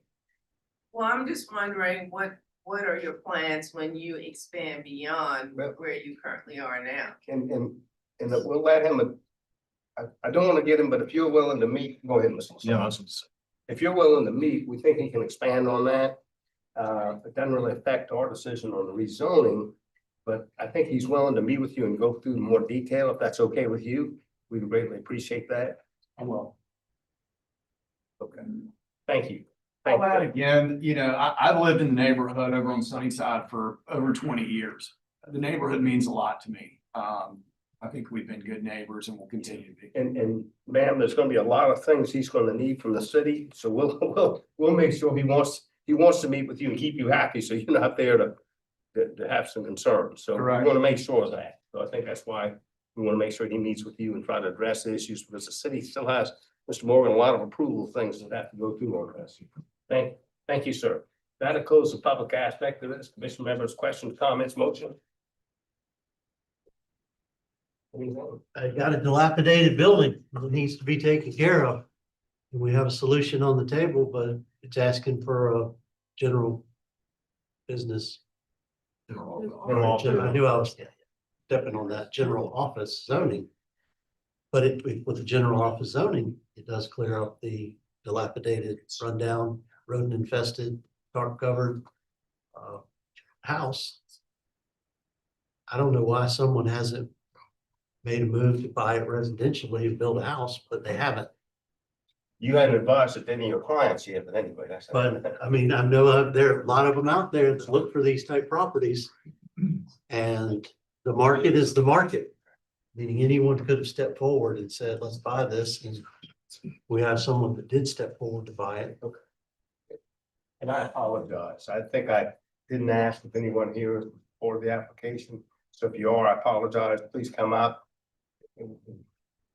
For the record, I'm sorry. Hey there, I'll keep it quick. John Milko, I live at 2307 Mount Pleasant. So current building's across the street from my house. I think it's a welcome presence in the neighborhood. I appreciate the presence there. Expanding is determinative of whether it stays there. In support of that. And yeah. Thank you for coming. Yes, sir. Hey, I'm Taylor Gates. I'm over at 2326 Sunnyside Avenue. First off, the Adams family is amazing. They're incredibly supportive. I've actually had infestation issues at my house and stuff in the back marsh, and they actually helped me with that and brought in a wildlife expert and all that. So they are very, very like the most welcoming people in the neighborhood. And I'm very much supporting this. They, you know, they've had off-street parking. There's never been issues with anyone that's been there. There's no problems at all. So, thank you, sir. Thank you for coming. Yes, sir. My name is Graham Kennedy. I'm the homeowner at 2304 Sunnyside. Lived there since 2018. That time, the Adams and his business have been great neighbors. in support of this. This keeps a neighbor in a business in the neighborhood. It also gives flexibility to the space well into the future. As a parent with 2 young kids, one of my biggest concerns is safety, walking, biking. It's a walkable area. I don't see granting this impacting or increasing the maybe a negligible increase in traffic. I would not see how this would impact the ingress and egress of property owners. And granting this would also allow for there be no impact to the reasonable use and enjoyment of our property as the business operates during, typical working business hours. Furthermore, this would create a livable, occupied space that would, Thank you, sir. Yes, sir, come on up. Hey, Scott Stamps, live at 2316 Sunnyside. I've been on the peninsula since 2009, so I've seen when Mr. Adams bought the property originally, he rehabbed it, built basically a new structure, did a great job. It looks very nice. It's always maintained impeccably. I think this office addition would be great, makes sense to where it is from the edge of the neighborhood. To address parking, I would say that the concern that I heard could be from the property right here. You see that right there? That gentleman, I'm not calling the ability on him, but he had operated a mechanic shop. It's obviously not in the general business. And so there's a lot of cars there and they come and go all the time. So trucks come and go. So just that might come up again. So I want you guys to consider that, please. I am in support. Thank you. Thank you, sir. Anyone else in support? Okay, I'm gonna reclose the public hearing again. I apologize for y'all for missing y'all, and I appreciate your comments. It's important for us to hear from everybody. So thank you. That'll reclose. Mr. Jackson, I cut you off earlier. I'm sorry. Well, Charleston's a growing city. It's been growing exponentially in the recent years, and I don't think Hester Street's the only street that's ever had something come its way like this. And we don't have somebody flying into town to try to do something quick, quick stream scheme. This seems to be a steward and resident of the community. And I've, again, on the appraiser side, I already said, I respect these communities that have been established for so long, but Charleston is changing. And I think you're gonna be surprised if you now have set the precedent for these other properties to have general office. Value's gonna go up. It's gonna have more value. Unless y'all convince me otherwise, I'm in favor. I apologize. There'll be a quiz on what I said later. No, I heard. I still hear you. No. To make a motion, because I have a feeling the commission will vote to approve this, and I will not. Because first of all, I wanted to understand, he's on a residential property now with a use variance. Is that correct? Okay. And that was a use variance for a long time because there was no. It was actually a vacant building for a long time, a vacant old store, and then they renovated it. All kinds of good positive things about this, but this is usually my position here. When you start creeping into a solidly residential neighborhood with businesses, when you turn the corner, that's when it goes, just like Mr. Jackson has said here. And I live in a, just right over the bridge in West Ashley, and I live right behind businesses. And when the businesses creep around the corner, you have the problems with businesses and neighbors. It's a very, very delicate balance. I think you're probably doing a wonderful job. It sounds like you're doing a wonderful job. But zoning goes with the land. And you may sell your property and your business sometime in the future, and that next person may not be such a good neighbor to the neighborhood as you have.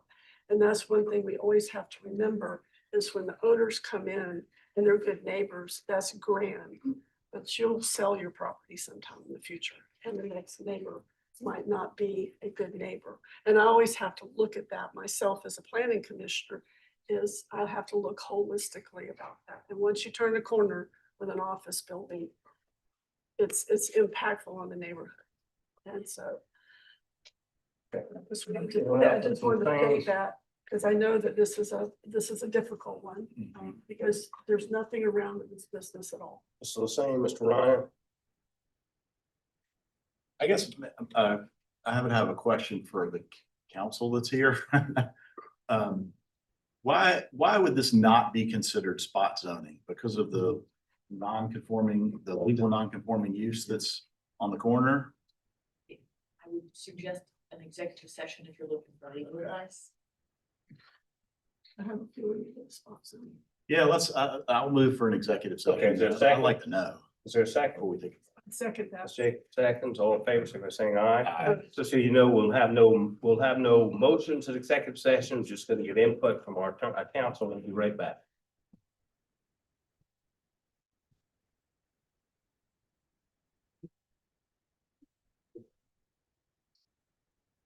Thank you.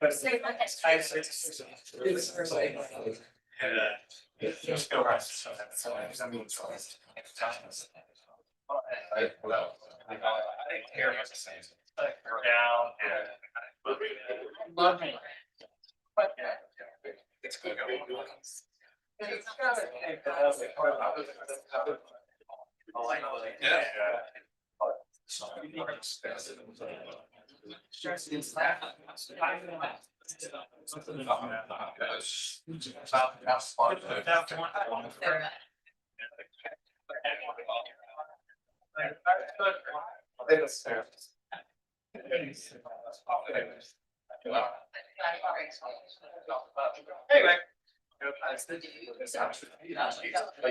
This is very.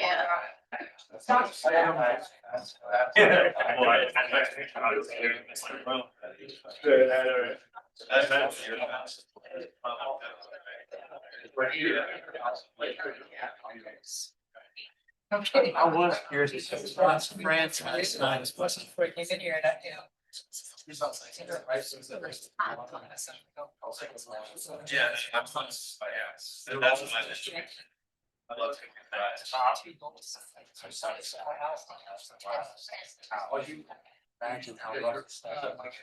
Which stadium? You're in Atlanta. Okay. Yeah, but this now. Gives a little bit of something.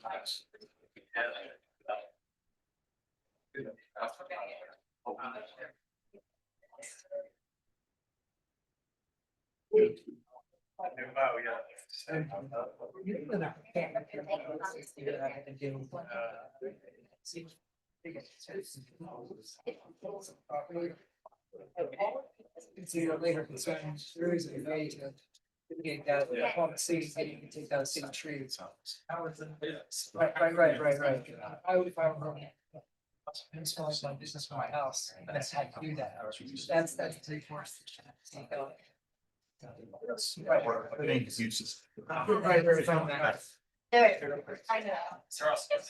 Well, if there's a way. Yeah, that's right. There's a solution. Yeah. You probably don't say. Oh, yeah.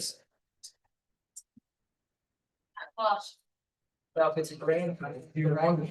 But let's hope it's not grand. I look at it. So boundary trees. I don't think it's- Yeah. If it's a boundary tree, it could be 1%. Yeah. Oh, it's diseased. There's a. This. Those are in downtown. Some of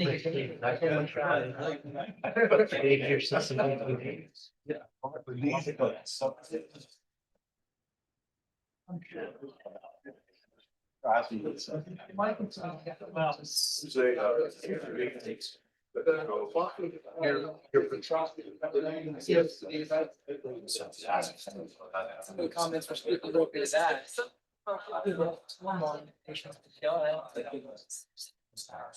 You're right. Thank you. Ordinances, we need to go get there. There are motions, I think the motion that we come out of executive ladies session. and gentlemen, appreciate your attention. If you do that. I move that we come out of executive session. Gentlemen, thank you. Thank you. Move to second, Mr. Chairman. Most we come out of executive session, second, and all in favor, say aye. Anyone opposed, that's five in favor, not opposed. Just so everyone for the record, no motions were made in executive session. We just got information. So we'll continue. Yeah, so everyone heard my question and I was satisfied with the answer I got that this use in this area is a longstanding use on the corner. I share Ms. Jacobs' concern about turning the corner. I do understand that, and you know, these are close questions, and we all have to weigh them and come to our own conclusions. I think that as we heard, the house next door to the business is a problem. And we've got a property owner or a potential property owner that wants to mitigate that problem and fix it, which will be a benefit to the neighborhood. So I will support I'll support the rezoning and I'll make a motion to approve. There's a motion by Mr. Singh. Second by Mr. Jackson. Any other comment, questions? The only comment I had, it sounds like some of the concern is the tree, and I've dealt with that, but with business in my residence. There, if the tree is in fact on the city's property, there is a way of addressing that through the city, not through the property. Or if it's on their property and it's harming your property, or if it's a boundary tree, then the duty to remediate that falls on both property owners. But if there's a way of remediating that, doesn't really have anything to do with the zoning and the what we're debating here. So that's a real concern. There's a way to solve that. I don't think that's relevant to what he's asking in terms of the use change. That's the question I had for these guys, but I that's a real problem. There's a way of addressing that for sure, because I've had to do it myself. So hopefully he'll resolve that issue too. So there's a motion by Mr. Singh, second by Mr. Jackson. Any other comment? If not, all in favor of the motion, signify by saying aye. Aye. Aye. I'm opposed. Anyone in opposition? Jacob says 4 in favor, 1 opposed. Thank you. Thank you all. Appreciate it. The next item is a subdivision D. Riverland Oaks. James Island, CMS number 3. Council District 11. Absolutely. It's approximately 27.82 acres. Request concept approval for 95 lot townhome development. Park. I'm gonna start with just a few comments, because Ladies and gentlemen, if we can get you an answer, we'll get moving. Yes, ma'am. Yes, sir, Mr. Moore. so clearly we know there's been a lot of controversy about this proposed development here. I think I should also point out that there's also been a tremendous amount of staff review over many years. It's probably been the most reviewed subdivision of its size in the last 20 years in the city. So I think the folks that are here should rest assured that this has had very, very extensive review by the city staff. I think they should also understand how this works in our system and what the laws are in reference to subdivision. So the biggest factor on how a piece of land can be used is how it's zoned. And so this property's been zoned since the 1980s for what's called DR6. It allows 6 units an acre. That is, it allows diverse types of housing, not just single family, but townhouses, things like that. And some of that's being proposed on the site. So the zoning is really what governs this land. And then there are all kinds of criteria that have to be met to subdivide it. And these folks have been, the applicants have been working on these criteria, and they are reviewed by city staff who are professionals, long-standing professionals in various fields, such as stormwater. You'll hear from our development services director tonight, who's an expert in stormwater. The city also has some of the most stringent stormwater standards in the country that this has been reviewed under. We have experts in traffic, transportation, and zoning, Ms. Hart, and subdivision codes, things like that. So the only way that a subdivision like this comes to planning commission is if it is met by virtue of that review, months and months of review at the city, many, several dozen technical staff, if it has met all those criteria. And what state law also says about subdivisions is if a subdivision has met basic criteria, it needs to be approved by its regulating body, in this instance, the planning commission. So I don't want people to get frustrated about the situation here, because that is what the laws are that we are working on. It is not preference for one development or another or something. This is following the rules and standards we have at the city. I will kind of give a little bit of an overview. That's just kind of a 30,000 foot, and let Ms. Hart get into the details of the subdivision. But as I said, this is a piece of property. It's DR6. It's behind the poorhouse off of Maybank Highway.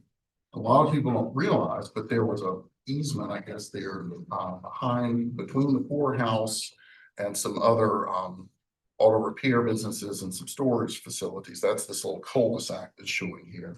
There was an easement that allowed for access to this property. So that's how it gets its access. And they will be building a road that comes off of that. Now, there's some positives, and some people might be negatives off of that, because this will ultimately connect with surrounding neighborhoods at Paw Paw. There could be ultimately a connection with Stephen Drive too. We'll show kind of how that works. But we view that connectivity as a positive. We require connectivity throughout the city, downtown, West Ashland, Daniel Island, Point Hope, Canehoy, Johns Island, everywhere we require neighborhoods to connect to neighborhoods, neighborhoods to connect to commercial. The era of neighborhoods being isolated areas is over because it creates traffic nightmares. And so this is a way to help mitigate traffic issues by having neighborhoods connect to other neighborhoods, and it's a city requirement. In our comprehensive plan, this property is recommended for what we call suburban. So that means 4 to 8 units an acre. So even the current zoning on the property is aligned with city plans. So again, understanding that the zoning is what regulates how it's used, even if they were coming into rezone, which they are not, but even if they were coming into rezone, it would be in line with current city plans. This was a plan was adopted in 2021. This is an aerial image of the property, a little bit more zoomed in. This shows you how the property is laid out.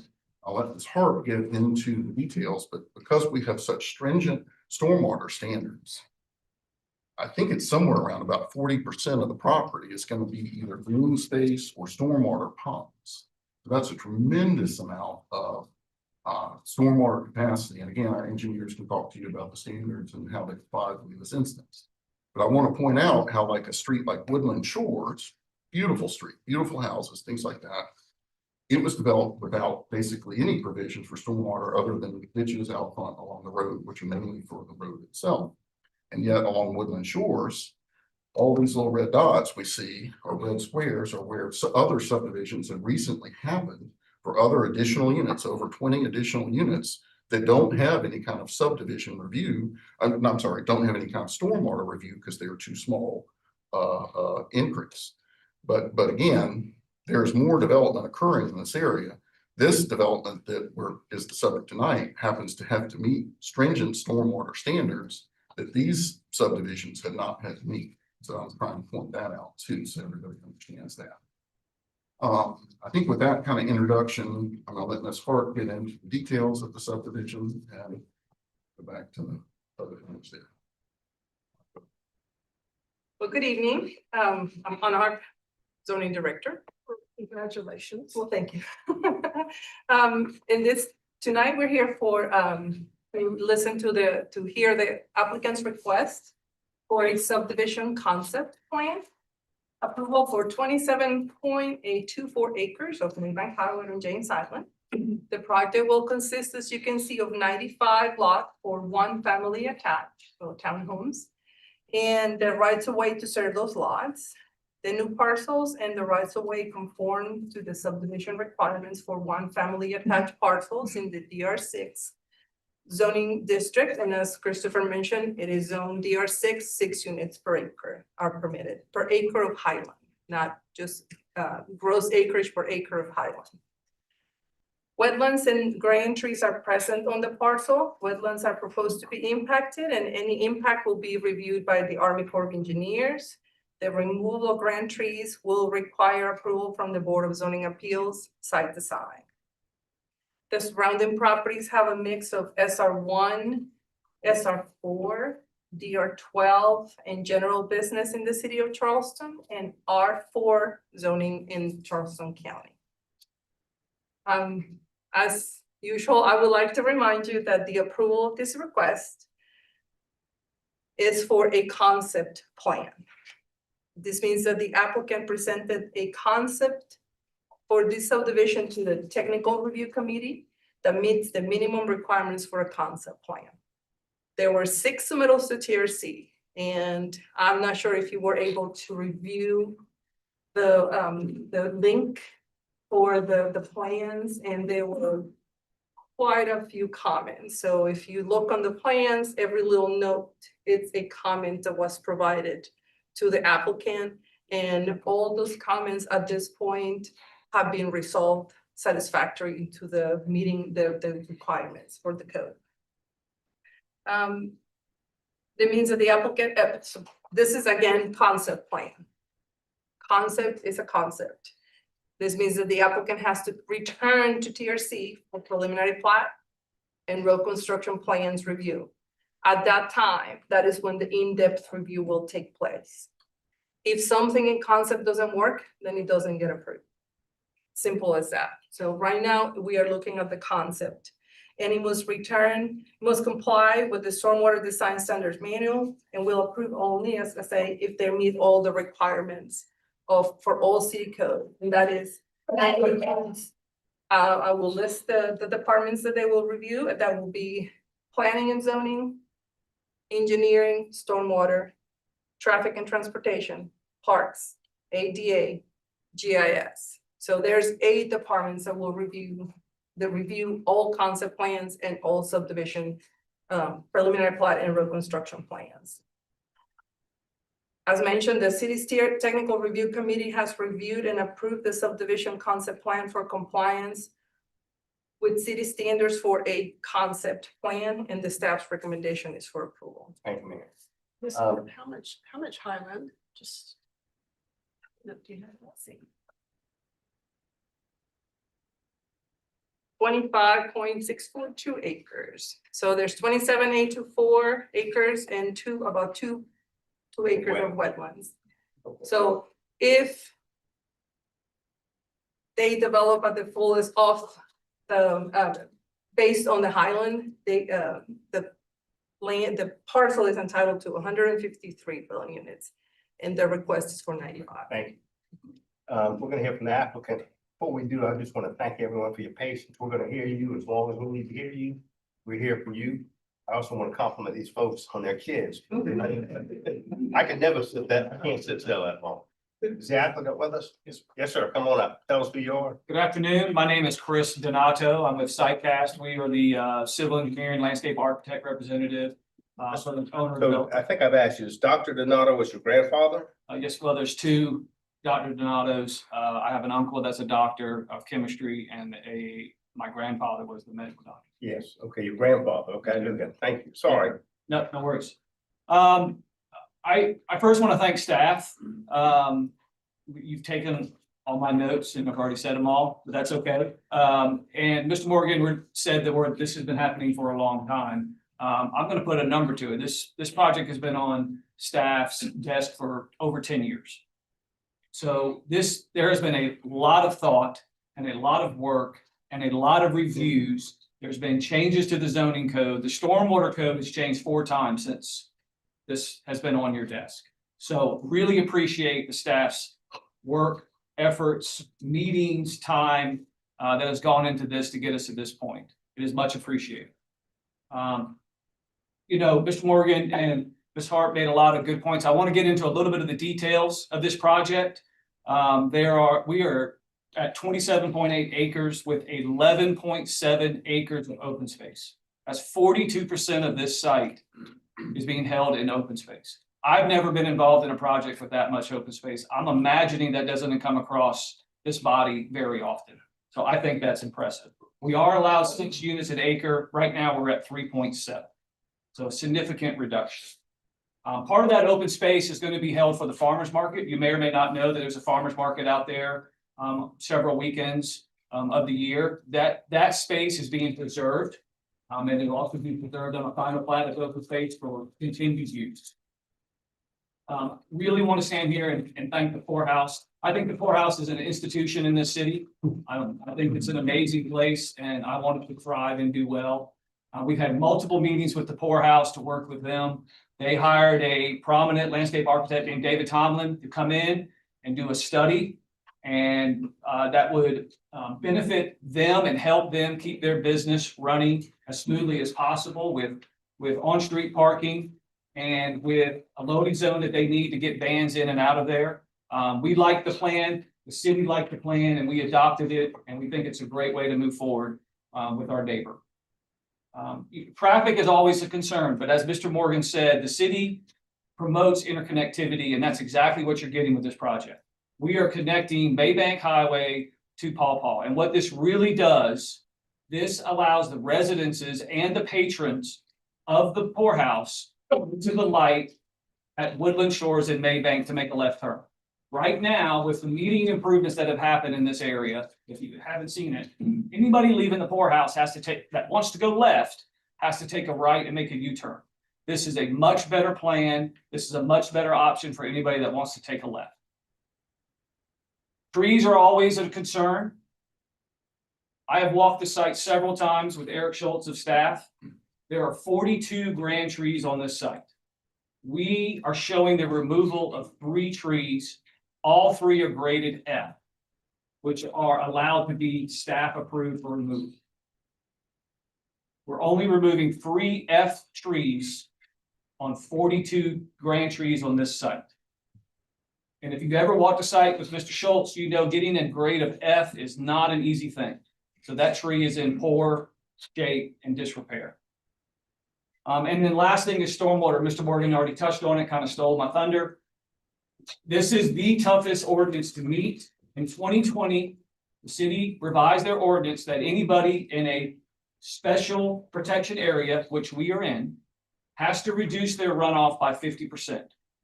The plan you see in front of you and the drainage calculations and the model that were submitted to the city meet that ordinance. Since then, in April of this year, the ordinance was changed for special protection areas that you only had to reduce it to 20%. We have not revised our plan. We have stayed at the 50%. We have not gone in and reduced our pond side. And if you look at our site, you can tell we take stormwater seriously because over 7 acres of this 27 acres is detention pond.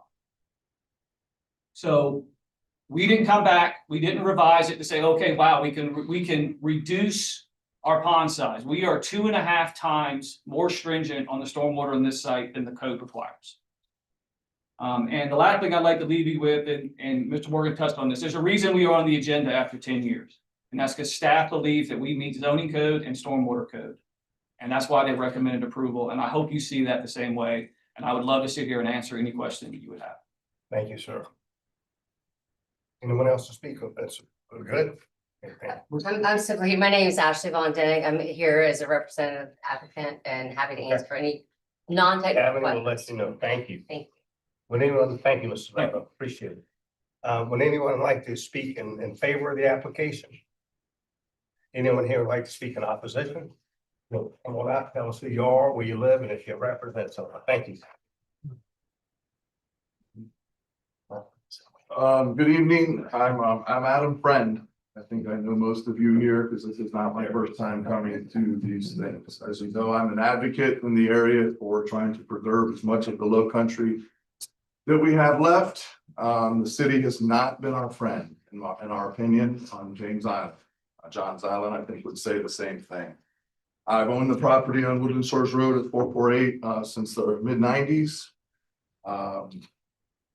I have several points that I want to make. Some of them are just pure technical stuff that has to do with TRC. I've been involved in every single meeting that's done all through COVID, all through the process. I've listened.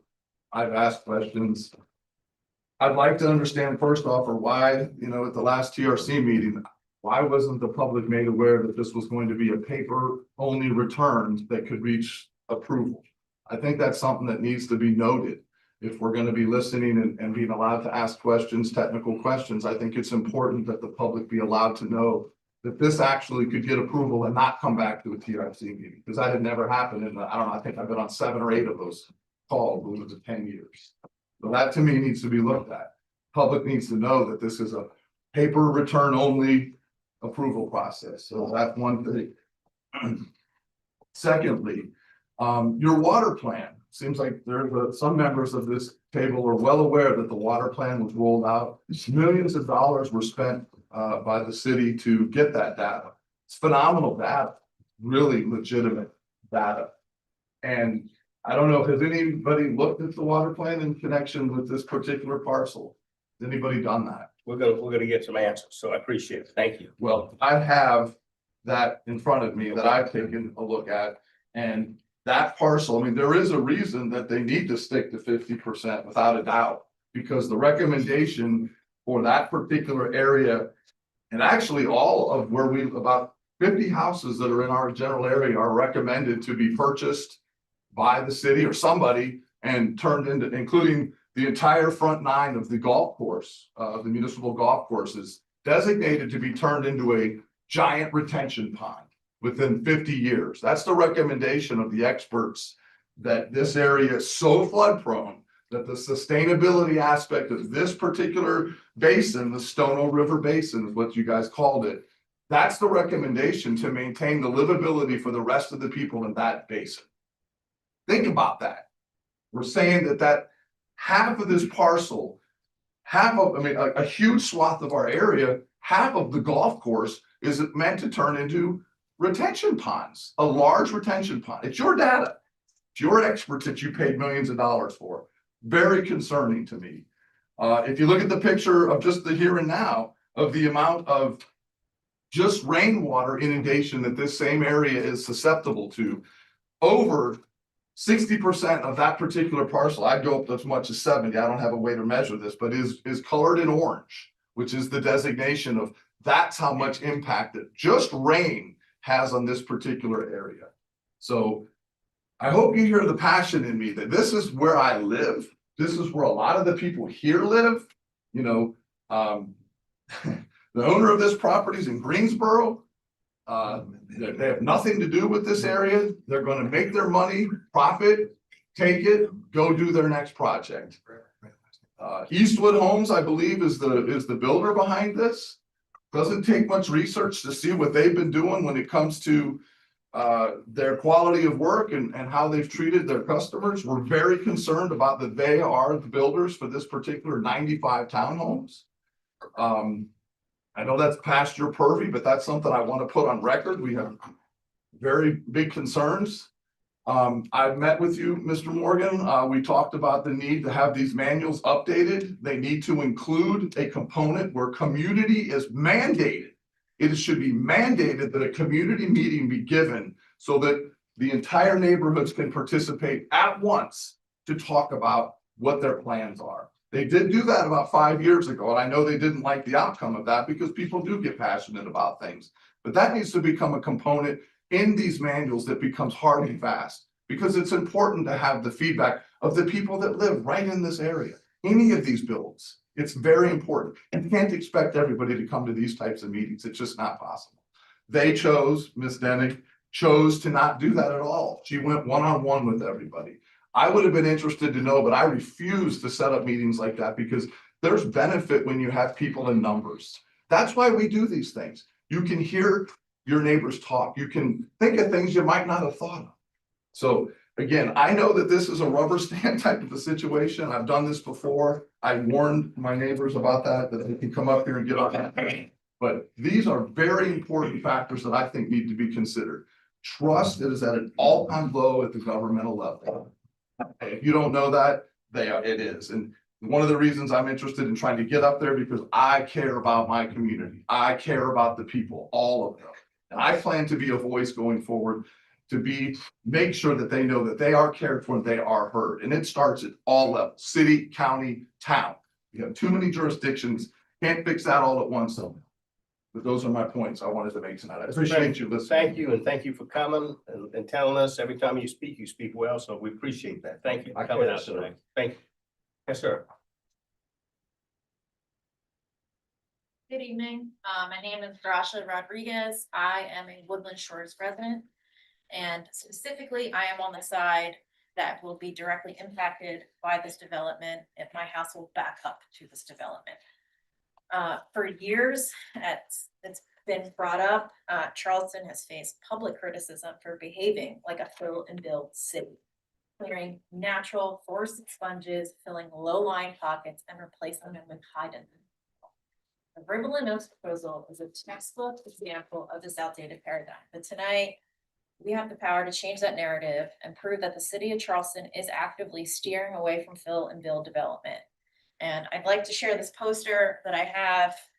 It represents the last major contiguous forest canopy left on our side of James Island. The very canopy that the commission's own guidelines are supposed to protect. In the header, when you guys started your title slide, it said "end preservation."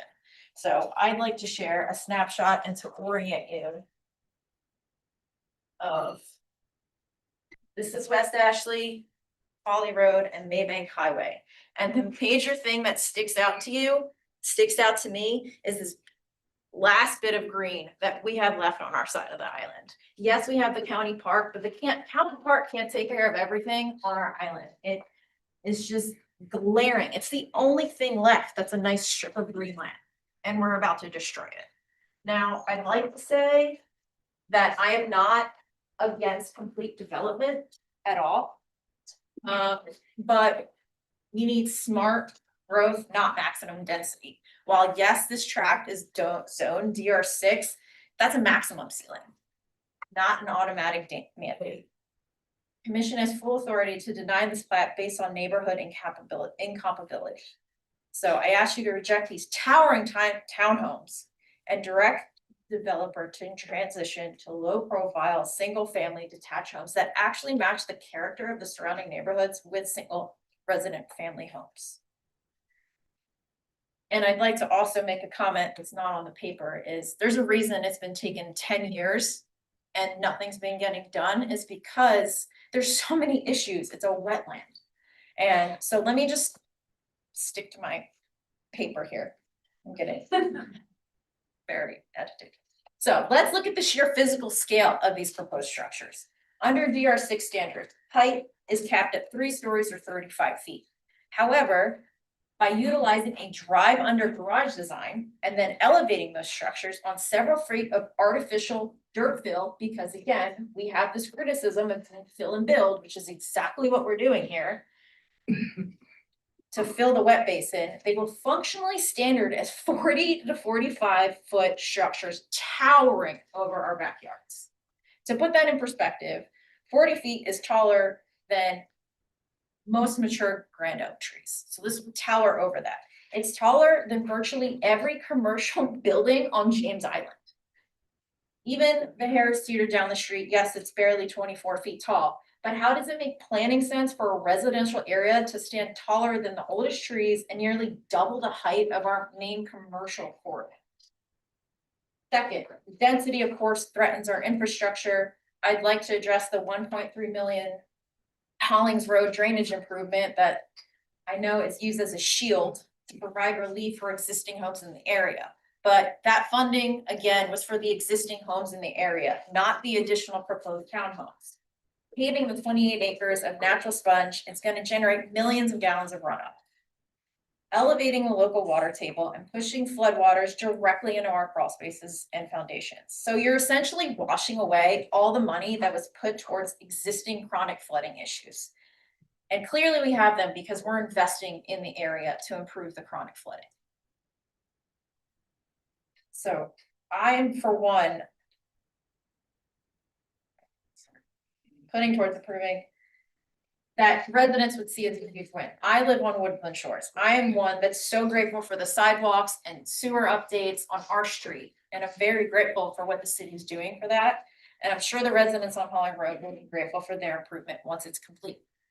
They even get to see the improvement, because once these townhomes go in, they're going to overload the infrastructure once again. Third, I'd like to say, as they were proudly saying, that they're padding their open space numbers by counting mandatory retention ponds as neighborhood green space for human recreation use. So let's remember that retention ponds shouldn't be considered into open space. So while our primary request is for you to reject this townhome plat outright, I'd like to request the Planning Commission to do the following. Reject the high density townhome layout in favor of single family homes. So I'm not asking you don't develop. In favor of single family homes that actually match the scale of surrounding areas, not a 40-foot wall. Require an independent cumulative watershed impact study rather than a localized review. And then require the developer to recalculate their open space percentage, strictly excluding all stormwater retention ponds and utility easements. So the true raw density is laid bare. So I'd like for you to prove to the city and surrounding area residents how serious the city actually is about green initiatives and protect our neighborhoods, steering away from an outdated paradigm that we are a filled and build city. Thank you. Thank you, ma'am. Thank you for your time. Yes, sir. Real quick, can we put back up the picture of the actual neighborhood, the tree canopy and whatnot, please? My name is, thank you. My name is Robin Lingenfelter. I've lived on James Island for over 40 years. And I've lived in the Terrace for over 25 years. I live right around the corner from this area. I'm greatly opposed to this entire neighborhood because this is it. As I was saying a few minutes ago, this literally is it as far as developed land. As far as natural land. There's nothing else on the island. The island is full. There's so much, only so much space we have. There's a finite resource for building, and we can't support it anymore. Traffic is bad on Maven Highway, on Folly Road already, Riverland Drive, Woodland Shores. Traffic's just bad. And you're gonna add 95 more houses, which adds even more vehicles and people. Okay, well, you're not helping the problem, it's just adding to it. Around the corner, behind the Harris Theater area, there's been a massive amount of buildings put there for housing. Behind that, they actually where they took more forested area, but that's already done now. Right past that, they took away the old shopping center behind Harris Theater. They took an area that was established and they're building apartments there as well. That actually was at least a good use of established property. This is just knocking down more trees. After this, there's nothing else to build on James Island. I don't know, what we're gonna do, but the area floods. As you're gonna hear that a lot. This area floods, there's too much traffic, there's too many people. I'm not sure what we're supposed to be doing here, but I'm definitely opposed to this. I've lived here forever. It's not a not in my backyard deal because we're full. That's all I want to say. Thank you. Thank you for coming, sir. Yes, ma'am. Hi, good evening. Thank you for having me. My name is Katie McElveen, and I'm here with my sweet husband Hawk. I was born on James Island and live there now on Woodland Shores on let's see, on the fourth house right here. So I'm on the side that is going to be, immediately next to this development. First off, I would like to echo what Mr. Friend said, and it sure would have been nice to have had a public meeting. I don't know why there wasn't one, and I would like to have an answer to that. I think we deserve that one. I mean, it's just puzzling. I know that this has been going on for a long time, but this is a proposal that I feel like the people that live in the area, especially on Woodland Shores, should have had an opportunity to talk and express our concerns as a community. Woodland Shores is a very old neighborhood. Hawk and I live in a house that was built in the 1940s. We're only the third owner of the home, and we bought the house from friends of ours. And our backyard is a canopy of beautiful trees. Birds are everywhere, wildlife. So we're concerned about the impact of the flora and fauna in the area. And as other people have said, the green space behind our street, this will almost, it's just not going to be a good thing. I've heard people talking about connectivity to the neighborhood and how important that is. The problem is that one of the main connections is going to be going down Woodland Shores Road, where all of our homes are, and turning on Pawpaw. I counted on my walk this morning, between our house and Pawpaw, there's only about 50 houses on both sides of the road.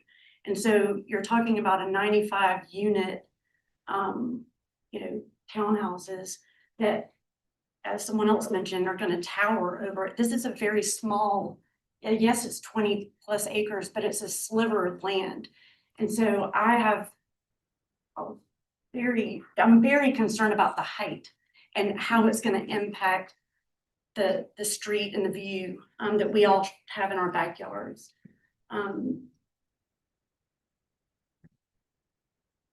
I feel like traffic, in addition to environmental concerns and flooding, they just built a pedestrian gate in between going down Maybank Highway, right in front of the poorhouse. And so now, and this may be addressed, I'm not sure, but right now you have to turn, if you want to get on the Woodland Shores, you have to go down past the pedestrian gate and then turn left onto the street. So I guess one of my concerns is that people that are coming from downtown and the Folly Road to Maybank Highway, they're going to have to go all the way past the pedestrian gate and turn left on the Woodland Shores to be able to get to this property. The people that are coming from Johns Island down Maybank are probably not going to drive past the poorhouse and get to the townhouses there. They're probably going to turn at the first right on the Woodland Shores Road. So my concern is the traffic increasing on Woodland Shores. One thing that y'all probably are aware of is that we just got a new sidewalk put in that was much needed. There have been a lot of accidents, a lot of pedestrians that have been hit and injured seriously, some killed. And speed bumps were put in. A lot of speed bumps were put in down Woodland Shores Road because people were speeding down the road. And it was also put in place to try to, keep people from, or discouraging people from going down the road. And I feel like this development is just going to encourage more traffic, or it will result in significant increases in traffic on our street, which is full of families with young children and dogs and people walking down the sidewalk. And I'm just concerned about safety and just the sheer density and height of the building. We just ask that, I don't know if this is even possible, but if this could be deferred so that we could have a public meeting and allow the community to communicate with the applicant and have our concerns addressed, especially about the height of this project. Have y'all not met with the applicant at all? No, sir, we Well, haven't. Thank you. I actually didn't know that this had been approved until my husband told me that he saw something on Facebook. So we weren't contacted. I didn't see any sort of notice or anything, and learned about this through social media, which I don't really get on much. So I feel like a lot of the people that are here tonight probably would have been at the public meeting had there been one. I can't speak for everyone, but I sure would. Thank you, ma'am. Thank you. But thank you very much. No, thank you for your comments. Thank you. Appreciate it. Thank Yes, you. ma'am. Come on up. Hi, I don't live on Woodland Shores. I live on the other street behind here. This is my property right here. On Stefan. And I'm understanding that there's a proposal for an outlet on our street as well. We already have medians in our street that make it very difficult for us who live on the street to pass through, especially when there's like mail, the garbage, the UPS and all that other stuff. We also have very, very heavily walked street. I have some of my neighbors here. We all walk. We walk our dogs. I walk my cats. And then there's kids playing, all of that stuff. So the impact of those extra residents coming over onto our street, and as I say to my neighbors, ruining the vibe, because we all respect each other, we all wait for each other to pass, and we all go 15 miles an hour. So that is a major concern. Also, when we're talking about like flooding, I'm confused as to where these standards are, because it rained, not even like a serious rain, and my backyard's flooded. And I back up to this. So I'm really confused. And also, when I left my property the other day to go over to John's, I'm driving by the golf course. I drive a lifted truck. All of my tires are underwater. It had been raining for less than 10 minutes. Drainage. Obviously, we've already addressed that issue. Another major issue I have is the impact on our resources. The fire departments, the police, the hospitals, where are these kids going to school? Like all of those things. When you overpopulate a town like this, and like what he was saying, this is the only space we have left. At what point do we stop? There's not a lack of new development. I work on Seabrook. There are 7 new neighborhoods on my way to work. Like this is, at what point do we all sink into the ocean? Like it's overdeveloped. We don't have enough room. And it's gonna ruin everything that all of us that already existingly live there and have lived there I've lived there for a decade. This is our neighborhood. And what somebody else said, they're just gonna come in and develop and then leave and go on to their next project. They don't care about us. They care about their dollars. Thank you. Thank you, ma'am. Thank you. Thank you for coming out and speaking to us. Yes, sir. How you doing? My name is John Molnar. I live at 289 Stephan Drive with my wife Diane. We've been in the neighborhood for 10 years now. And 10 years that we've lived here, and I'm glad that this slide is up. In the 10 years that we have lived here, we've valued this strip of land, because if you look behind us, there's a small drainage area that goes behind us. We have birds and all kinds of animals coming from our backyard going into this area here. And the one thing that I'm wondering that nobody else has talked about is you're putting up homes in this area, there's high tension wires going through this area. That's never been talked about, one thing here. The other thing, as far as all of this treed area, and I'm glad that our one neighbor she had to run out, but she had kids. She had that printed slide that she gave of that green space area, is that, and then nobody's talking about every day we go out and we see bald eagles. We see all kinds of birds as far as red-tailed hawks, all behind our neighbors back there. We see all kinds of animals that are back there. My grandson came down and I'm able to show him, look, there's a bald eagle up there. And am I gonna be able to do that with all these trees and everything gone? Yes, you're getting rid of 3 trees that are dead, but you're getting rid of a lot of other trees as well. So my concern is not only just that, those items there, and this green space going away, this one small strip that there's gotta be other places. But in the 10 years that we lived here, we moved down 2016. And in 2016, we had Hurricane Matthew and our backyard flooded. And in 10 years, you mentioned that there's been different studies. And in those studies, I can understand why the flood laws have changed.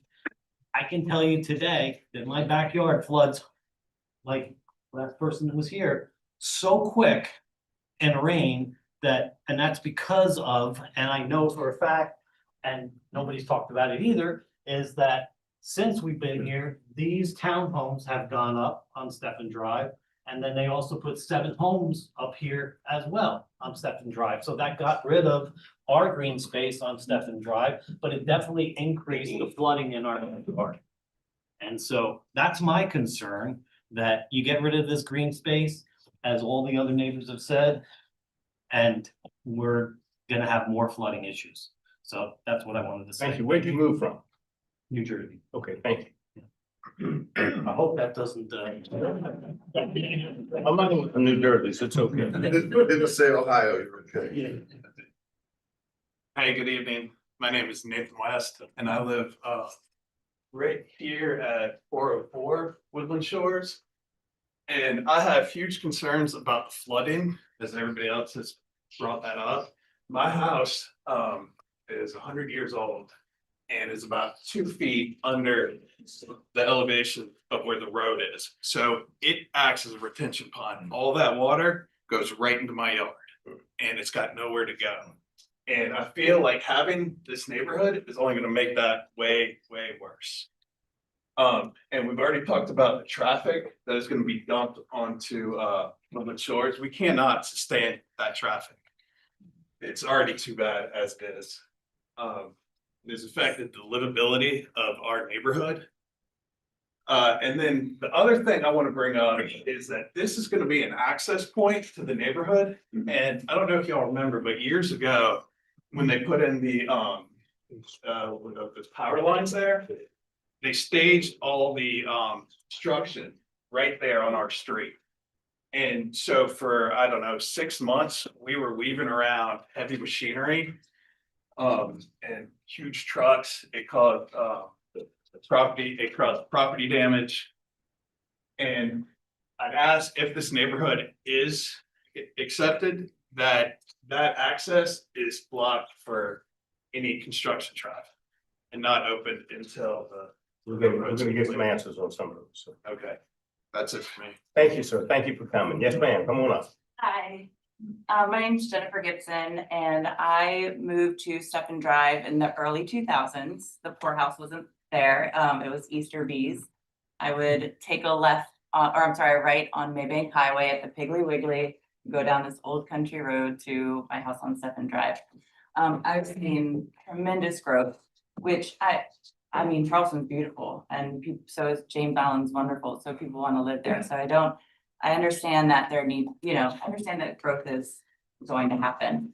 I'm a mother of 3 kids and on Stephen Drive, I don't know if you guys are familiar with Stephen, but it was originally built to have like little condo neighborhoods. So there's a median that goes down the whole way of the whole middle of the street, no sidewalks.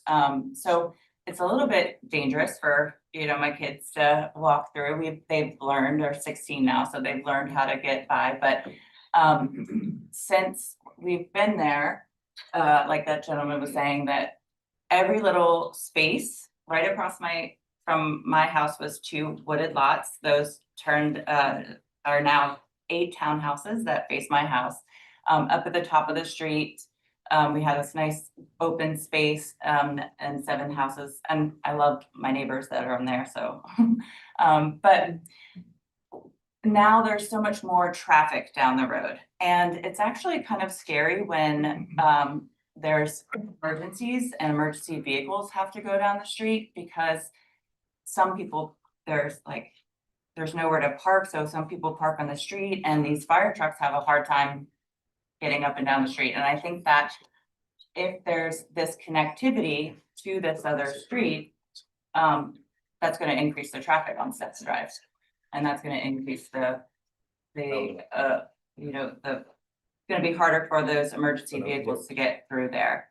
I have spent a lot of time in those woods with my kids, actually, and it's very wet. We have to put our rain boots on when we're walking through there. It is not dry land.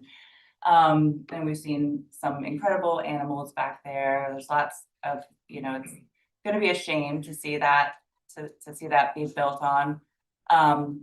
My biggest concern, just like all my neighbors is the flooding. Because I'm assuming that in order to build on that land, because I know how wet it is, we splash through there with our rain boots, they're gonna have to fill, right? And that's gonna have to build up that piece of land. So then when it's raining, and I understand the retention ponds, but our houses, I don't want any insurance agents here, but our yards flood. That's on just a normal rain, not just God forbid we have. You're in the low country. We're in the low country, right? And so we should build like we're in the low country, and we should, take that into consideration when we're adding additional homes. Make sure that the people that are already here, their homes are safe. Yes, ma'am. So just in summarize the flooding and the traffic. We're gonna get, just so you know, and I appreciate it, we're gonna hear from Ms. Harp and Mr. Morgan about the flooding and what has to be done before that. So I'm sorry to interrupt you. Okay, yeah, yes, I would love to hear, that.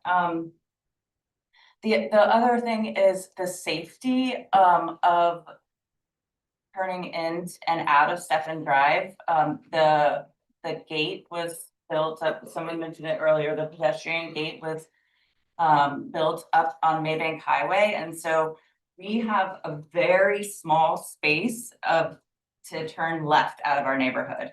And because there's now only one way in, and the shops across the street and the terrace, that there's a lot of times where we can't turn left because there's cars that are in line to turn left into the shopping center. So I'm concerned about adding, all of those houses and all of those vehicles. Yeah. I don't mean to be repetitive, but That's all right. We hear you. Yeah. It's important. It is important, and the pedestrian walkway is helpful. I hope that it will help people walking across the street.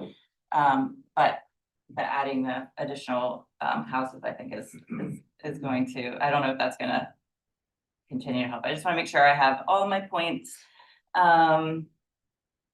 Okay, that's it. Thank you so much for listening. Thank you for your time and appreciate it. patience. Thank you, ma'am. Yeah. Yes, sir. Come on up. Oh, there. First of all, I just appreciate you saying, we know it's repetitive, there's a lot of issues, especially the flooding. You got to hear from everyone, you got to hear everyone's Yeah. stories. I appreciate you giving We're us. gonna get that addressed, so I Right. hear you. So a couple points just from what was brought up, speaking of what is going to get addressed. And We were talking about the traffic, the flooding, and we hear about some of those stuff. right.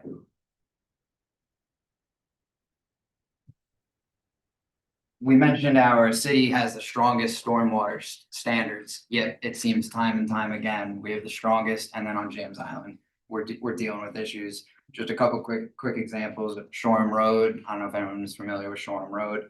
And again, stormwater, it's all good, and then hurricane comes in and the city has to take a Well, better residential lot from eminent domain to react to something like that. Someone mentioned the open space, which I was shocked to hear that it was 90%. There's a golf saying that says, aim for the trees, they're 90% air. If you're measuring between trunk to trunk, and yeah, it might be 90% open, but that's a thick wooded lot. Anyway, I'm Matt Talamo. I live on Stephen Drive. I own 2 properties on Stephen Drive. Both of them back up to where this tract is. I speak here on behalf of Danielle Kilcullen, Mitchell Tilliard, and Hunter Knoll, who are all residents of City of Charleston. I would like to start off by saying a friend once told me of this board that someone from the board said, if you want us to vote no, line the walls. And I think it's worth mentioning that there are so many people who feel strongly about this. Again, I'm speaking for 4 people. I believe there were over 100 comments of people who, I'm sure a lot obviously couldn't make it here tonight. I'm counting no more than 80 chairs, more than 100 comments. That would count as filling this whole space. Secondly, I'd like to ask for you to approve or disapprove this development based on our community's vision. So I'll be honest with you, I've never read the city's plan, right? But when you click on our City of Charleston website, the first 3 words, when you click on the city plan, which I'm told that you guys are supposed to base all your decisions off of, that's supposed to be the Bible, right? The first 3 words are our community's vision. So I get it, the 95 townhomes falls within the 115 max and the technical zoning that was given to them, but that was granted back in the 1980s. And our landscape looks a lot different, right? That's what we were told earlier. This was rezoned in the 1980s. Our city plan is reviewed every 10 years, right? So we're multiple iterations removed from them saying, yeah, you could put 115 townhomes here or whatever it is.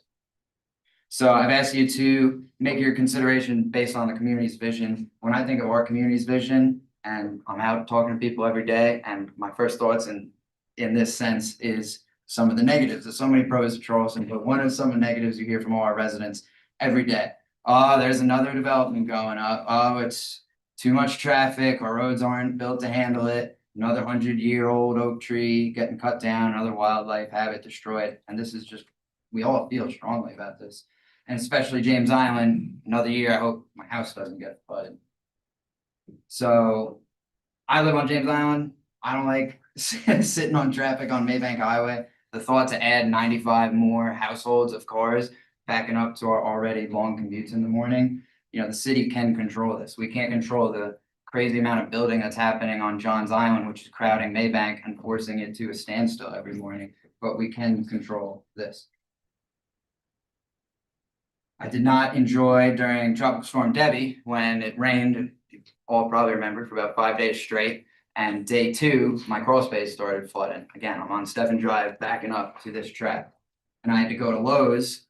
Again, we all hate the traffic. 3 miles away, it took me 20 minutes to go buy a sump pump. And then for the next 3 days, wake up in the middle of the night to keep going down because it's not working on a float switch or anything like that. And you plug it into my extension cord and sit there in my crawl space and pump water out.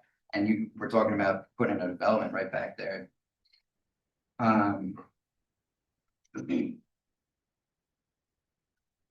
Our community, our community's vision, our citizens love our charm, right? And what gives us its charm, a lot of things were way before 1980s and the rezoning of this parcel. Charm is not cutting down these trees. Charm is many things. Charm is the Sunday farmers market at the poorhouse, which they say this won't affect, but the road is going to cut through where all the food truck vendors are. So you got to have the food, you move it here, now you're displacing local vendors at a farmer's market. I'm told that this is marketed as affordable housing. I'm also told that it's going to start in the 600s, which is not affordable housing, as my opinion. In 2026, 98 homes have sold on James Island that were listed on our official MLS as townhomes. The median sold price was $353,000. The average was $372,000. And then what we talked about this with the traffic. We've cried for some sort of safe haven and a crosswalk passage for these people so that these deaths would stop over the years. And one of my biggest concerns with this subdivision, they're not gonna be able to make the left. And some of these deaths have been caused by drunk drivers, and I just worry, how long is it before somebody's coming home and they don't wanna wait at that light for 2 minutes, and they're gonna skip and then make a left. And you know how that goes. Sure, I hear you, but again, we talked about some of these things and we're gonna get some answers on some of that, so I'm not trying to cut you off, but if there's anything new points, we'd love to hear them, so thank you. Yes, sir, I appreciate you. I'll just make sure that there's anything new that I can talk about here. Thank you.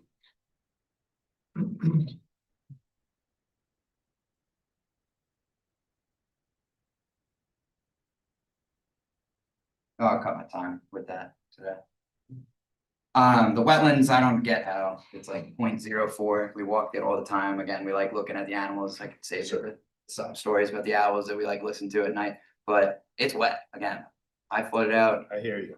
It doesn't make sense to me. So. Yes, sir. Appreciate you. Thank you for coming too, sir. Yes, sir, come on up. And again, I'm not trying to cut anyone off, but if there's a particular issue, like we're gonna get some answers on some of the wetlands, some of the stormwater, some of the traffic, so. Yes, sir, we go ahead. Yeah, so I'll introduce myself first. My name is Curtis Rodriguez. I am a resident on Woodland Shores as well. I'm not here because I want to be, right? I'm here because I need to be, right? And you met my wife earlier. My wife spoke. Yes, sir. I have a poster. Yes, sir. We have an 18-month-old baby here because it's important to all of us in this room. Yes, sir. Right? And so a few things that I would just like to ask first here, so I just want to understand. Is this the community? Is this the group that's gonna be voting, yay or nay, who I'm looking at right now? Yes, sir. Okay. I would like to ask respectfully for your attention, right, as I'm here. I see eyes, I see eyes, I see people on phones, while people are up here spending their time talking, right, respectfully, candidly, I don't wanna be here, I need to be here. Yes, sir. We demand the same respect, okay? So the question that I have of this committee, understanding now that this is the group, is, can I ask a question, a show of hands, of this group here? Who has walked this? Can you show me your hands? And it's okay if you haven't, okay? It's okay if you haven't. I used to live on Woodland Shores. Thank you for that. Nobody else has walked that. No, sir, I'm very familiar with that. I'm over there, but I hadn't walked it. You asked me if I walked. So I would disagree familiar unless you've been there, okay? So my only point that I really wanted to make here, because again, as my partner already spoke, and I agree with a lot of what she says, I think a lot of us here, I also disagree with some of the things that she said, and that's okay, right? What I would compel you to do is before any decision is made, you put your boots on and go walk the land. You've heard what people are saying, go see for yourself, right? Because in my opinion, how can you make an informed decision unless you've walked a mile in our shoes? Like, we live this every day. This is our truth, right? We appreciate a lot of the work that's been done on the sidewalks of Woodland Shores. It's done a lot to help with some of the flooding that we have, right? But even with it there's still so many actual homes that are still actually negatively impacted by that. So by throwing this development behind it, there's just, the math is just not math to me, right? And we demand some answers. So is there any harm in pushing off a vote 1 to 2 weeks until this group can commit to actually putting your boots on and going to walk the land? We'll address that issue. You go ahead. Excuse me? We'll address the issue after we're through with the public. You go ahead. You'll address that today? We'll address that issue, whether we have the right to defer. So you go ahead. Is that one of the points? I wanted to ask the question. No, I yes, sir. appreciate your attention. It's a good question. Time. Okay, thank you. Thank you, sir. Thank you for coming. Yes, ma'am. I'm very nervous. I don't like speaking. You're fine, ma'am. You go ahead. My name is Andy Edwards. I live on Stephen Drive. I'm like right around here. So by Paw Paw Street, I back up onto what would be part of the new development. I don't want to be redundant, so I'll just go through a few points of major concern for me personally. Traffic, as everybody has said, depending on the time of day, if the bridge is up, because we are beholden to the Wahoo Bridge, which causes tremendous traffic, it can take anywhere from 20 minutes to go a mile. It could take 1 to 2 to 3 light cycles to turn left, which isn't always even possible anymore. And it takes even plenty of time to turn right. So an additional 1 to 2 to 300 cars really feels unfathomable. The wetlands and conservation aspect, if 40% of this new development property will be stormwater drains, that doesn't really compete with wetlands and woodlands. I'm sure I don't need to convince anyone of that here, not only in terms of aesthetics, but also in terms of the health and safety of our ecosystem, which parlays nicely into flooding. We have trenches behind our house. We have retention ponds already. Everybody here who lives on Woodland Shores or Stephan, their houses flood. I mean, their yards flood. It's just something that we deal with. The massive retention ponds, or it's sort of like a lake that's being proposed, cost to maintain those from a comparative analysis can be hundreds of thousands of dollars per year. There are really high risks for erosion and even wave activity because they're so large, depending on the type of storm that rolls through. My point here is that I'm concerned that there is no guarantee yet that an HOA or who will be responsible for maintaining the ponds, which are literally the lifeline between our houses flooding or not. I'm concerned about the long-term supportive infrastructure costs, from additional roads to traffic lights because of the increased traffic, to the trench and pond cleanouts. And also I've heard Woodland Shores residents concerned about the traffic because the street has a lot of walkers and dog walkers and families, and that's so valid. And to add to that, Stephan does not have sidewalks. We have a tremendous amount of foot traffic, which is concerning just to think about additional traffic running through Stephan. And finally, I heard the initial comments about all of the thoughtful reviews that have gone into this project, but as a reminder, that thoughtfulness is coming from the development team to the city, not the city residents, the ones who live there and experience the flooding and the traffic, who submitted over 130 comments in opposition yesterday and who are here tonight in unanimous disapproval. So I know we're not supposed to be passion pleased, but hoping that counts for something. No, thank you for coming, man. We appreciate your patience and time. Yes, ma'am, come on up. Evening. My name is Olivia McDonald. I live at 366 Woodland Shores, so I'm right here. So I'll be very close to one of the turn-ins to this neighborhood. Can I ask that you go forward 2 slides? I also have concerns about flooding, traffic. Sorry, one more slide.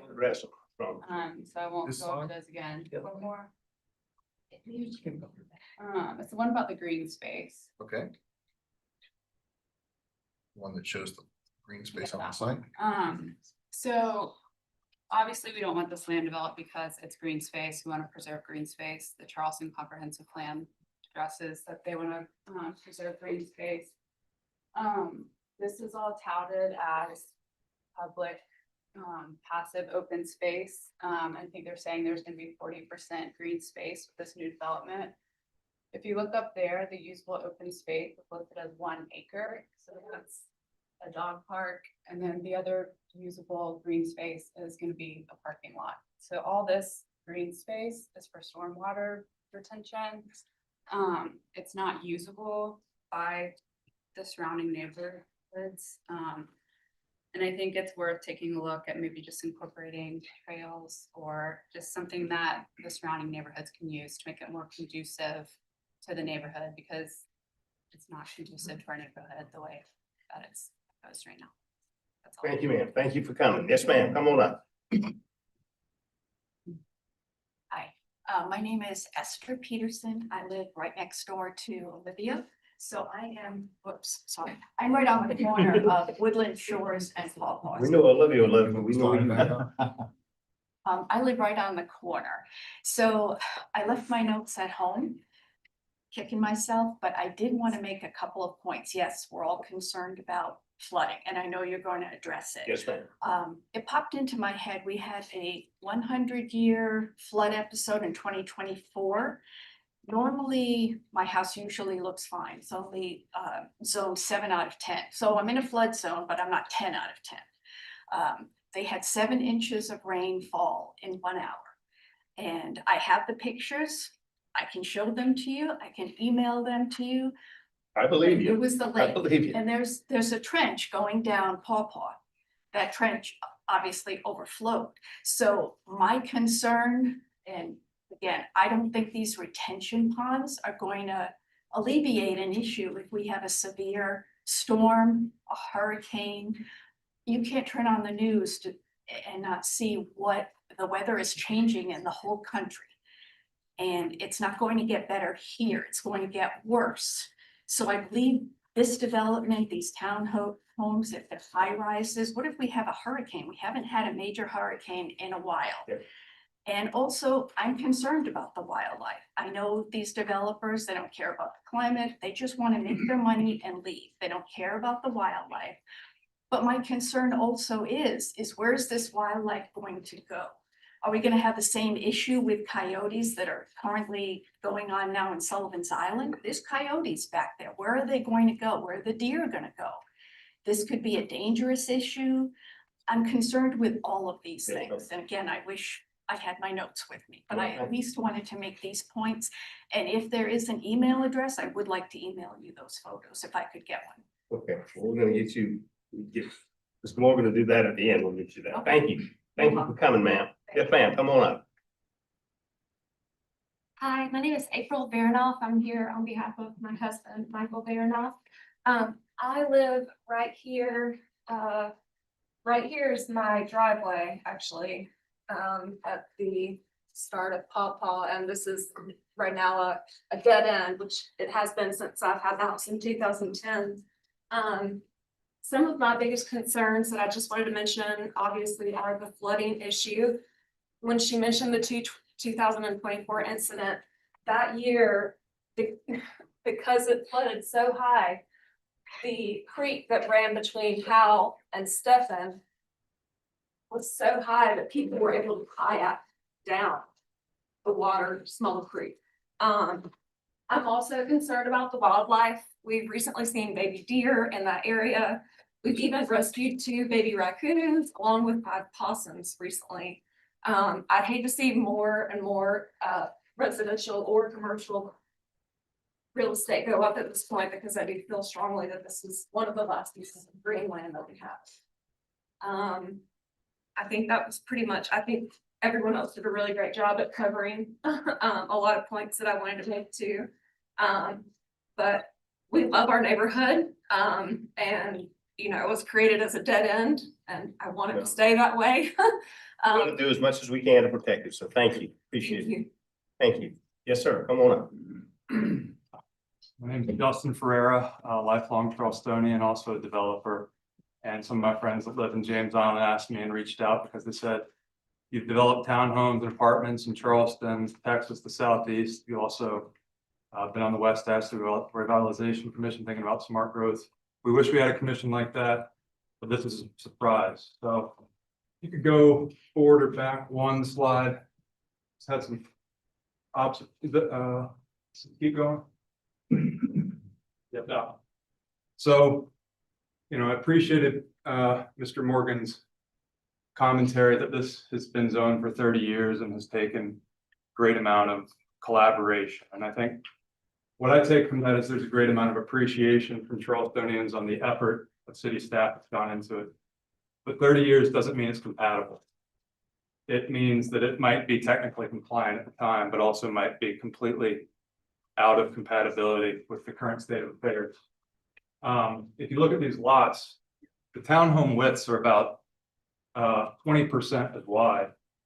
And if you think of 40 to 50 feet high, a lot of these homes are 1 story tall. When I build apartments or try to build something downtown, the BAR or city staff says, oh my God, you want to build 1 extra story, 2 extra stories gap. So I'm adding 20 or 40%. No way. You know, women in the neighborhood get the vapors. Here, it's 4 times, it's a quarter as thick and 4 times, that's 16 times as dense, not 20% higher or 40% higher, 1,600% bigger. So this is zoned as a subdivision, but let's be clear, a subdivision is not a neighborhood. The people that have spoken to today represent a neighborhood. I would actually advocate for Councilman Friend to ask the city what the definition of a subdivision is, because a question could be put that should this qualify as a subdivision with its dimensions? While I'm sure often people would love me to run away when I'm talking or after y'all make your decisions, y'all went to executive session after one lot the size of this room asked to turn to general business, because that might change the neighborhood. If I started running in that direction, I would have to get halfway across the harbor to Mount Pleasant before I would have run this distance. I would have to run for 8 minutes for something this wide. That's a corridor or a strip. That's not a neighborhood. It might be a subdivision, but I would challenge the city to redefine what a subdivision is. You know, lastly, I'd say that there's also a notion of neighborliness. I think it's a surprise. I, as a developer, meet with all kinds of neighbors all the time. I get kicked in the shins, yelled at, but I've never shown up to a meeting where they said it was a surprise to me. I'd say this, I'd challenge the developer, if it's taken 30 years or 10 years, to pull it and meet with people and stand on the merits in 2 weeks. Because I remember growing up, I'd watch Home Improvement starring Tim Allen with my mom. And for 1 minute out of 30 minutes every week, he'd go to the fence. And this funny guy, Wilson, his neighbor, would stare over and you'd just see his face. And he thought Wilson was annoying. But Wilson would give some life advice of wisdom.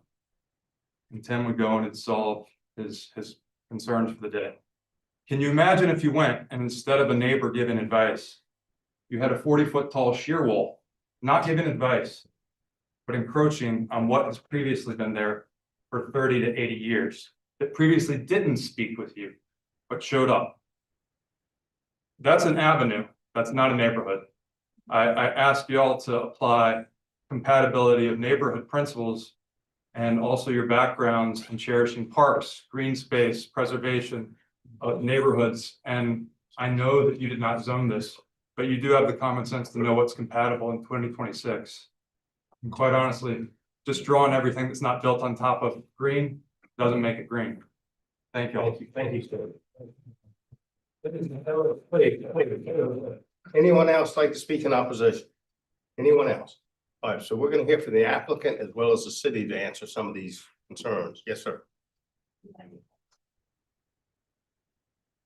I'm happy to, I wrote down some notes on things I've heard. I'm happy to jump into that, or I'm happy just to take questions from you. Just a couple of things to clarify. There was a comment that we're connecting to Stefan Drive. We are not connecting to Stefan Drive. If you look at the plan, we stub our road out, but this is the connection to Stefan Drive here. We don't own that parcel. We don't control that parcel. So that connection cannot be made. We are putting the road there in case that future connection could be made. But currently, we will have sidewalks up to that point, but we are not actually making a connection to Stefan Drive. As it relates to the flooding on Woodland Shores, which we're very sensitive to, and the lots that we border along Woodland Shores. And we can get the topo and I can show you, they actually are higher than us and they drain towards us. Our stormwater is not going towards Woodland Shores. So anything that runs off our site is actually going away from Woodland Shores. So nothing that we're doing is going to exacerbate the drainage of Woodland Shores. Let's let him speak. Thank you. Thank you. There was a comment about the ponds. They will be maintained by an HOA, and also the city has strict rules on how ponds are to be maintained. And then as far as the open space calculation, if you can see, we're counting the area in green. So these large ponds here that are in white are not in that calculation. We are proposing a path that'll take from Paw, all the way out to Woodland Shores Road, which activates this area as well. So it will be in use. We are counting, of course, the area that the farmer's market will remain, that will be in use. And I relived it. If you have some questions specifically, I would love to answer. Well, I am gonna ask one, have you met with these folks or will you willing to meet with them as we go on? So I know there were some meetings in the past. I think it's been a few years since that's happened. We have reached out to some of them individually. I know Ms. Denning has reached out to. Yes, sir, and I'm happy to address that. So, Yes, ma'am. Previously, prior to my involvement, I've been involved for about 3.5 years with the project. I know that there were community meetings that were held. And at that time, I wouldn't necessarily say that the answers given or received. I don't know that, collaboration was had. correct, that's not what happens to all meetings, it's just point of hearing everybody's opinions. Once I became involved, what we chose to do was to reach out to individuals with the community representatives. I was given a list of community representatives and people that were encouraged to do so. So these folks so instead of me being able to reach out to everyone on Woodland Shores, it's not really feasible. I was given a representative. And so what we established with them was that we would meet with those representatives and give them one-on-one versus a town hall versus it being Woodland Terrace, Woodland Shores, Stephon Drive. And just so y'all know, we don't go back and forth, so we really can't. So I appreciate it, but So to your point, sir, yes, we have reached out to them. We did not do a full public town hall. As you can see, we've got folks from all over here. But we have reached out to all of our neighbors, starting in 2024. We've had very good meetings with several neighbors. We've been in collaboration with the courthouse quite extensively, even to the point of all of the improvements that we were putting in place here with Farmers Market and Courthouse. So yes, sir, we have met with quite a bit of the community. And from whatever happens tonight, regardless of what happens, are you willing to meet with these folks? Because one of the big things I have as a commission member, and I can't speak for everyone, is communication. Is back and forth, is that people are aware of what's going on. You're willing to continue that and have dialogue and. Absolutely, and I don't know if you've noticed, a couple of folks have left early. I've made a point to give them my business card as they've walked out. Absolutely willing to meet Okay, and speak. that's with very anyone. important to me, but Yes, anyway. And like Mr. Morgan said, this is just one step. There are We many more understand, and we're steps. gonna talk about the steps as we go, but I just wanted to make sure that it's very clear. Because we will hold your feet to the fire, that if you tell us we're gonna meet with these folks, that there'll be communication, whether they like what you're saying or not, at least there's communication. Thank Commissioner, I live on James Island. This is my neighborhood. This is part of my life. I'm very happy to meet with anybody. I believe it's very important. This is where I raise kids. This is where I go out and walk or exist. I'm very happy to speak with anybody at any point in time. Yes, sir. Thank you both. Thank you, Mr. Butler. Thank you. Mr. I'd ask Ms. Hart and Mr. Morgan to address, because there's several issues that we talk about over and over, but stormwater, big problem, big issue. Almost everyone mentioned it. Retention, and I think the city guidelines talk about as develop and go forward, and maybe I'm wrong, but I don't think I am. But anything that's built has to be at least what it is today or better. Is that correct? The guidelines? I'm gonna have to defer to Ron. Introduce yourself and come on up. We want to hear about, this is a big issue. We want to hear as much as you can. Yes, absolutely. I took some notes as well, so hold on my phone just to make sure I don't miss anything. So Ron Bucci, Director of Development Services. As a part of that, we oversee the plan review process for stormwater and engineering. I think everyone who knows me knows I take this very seriously.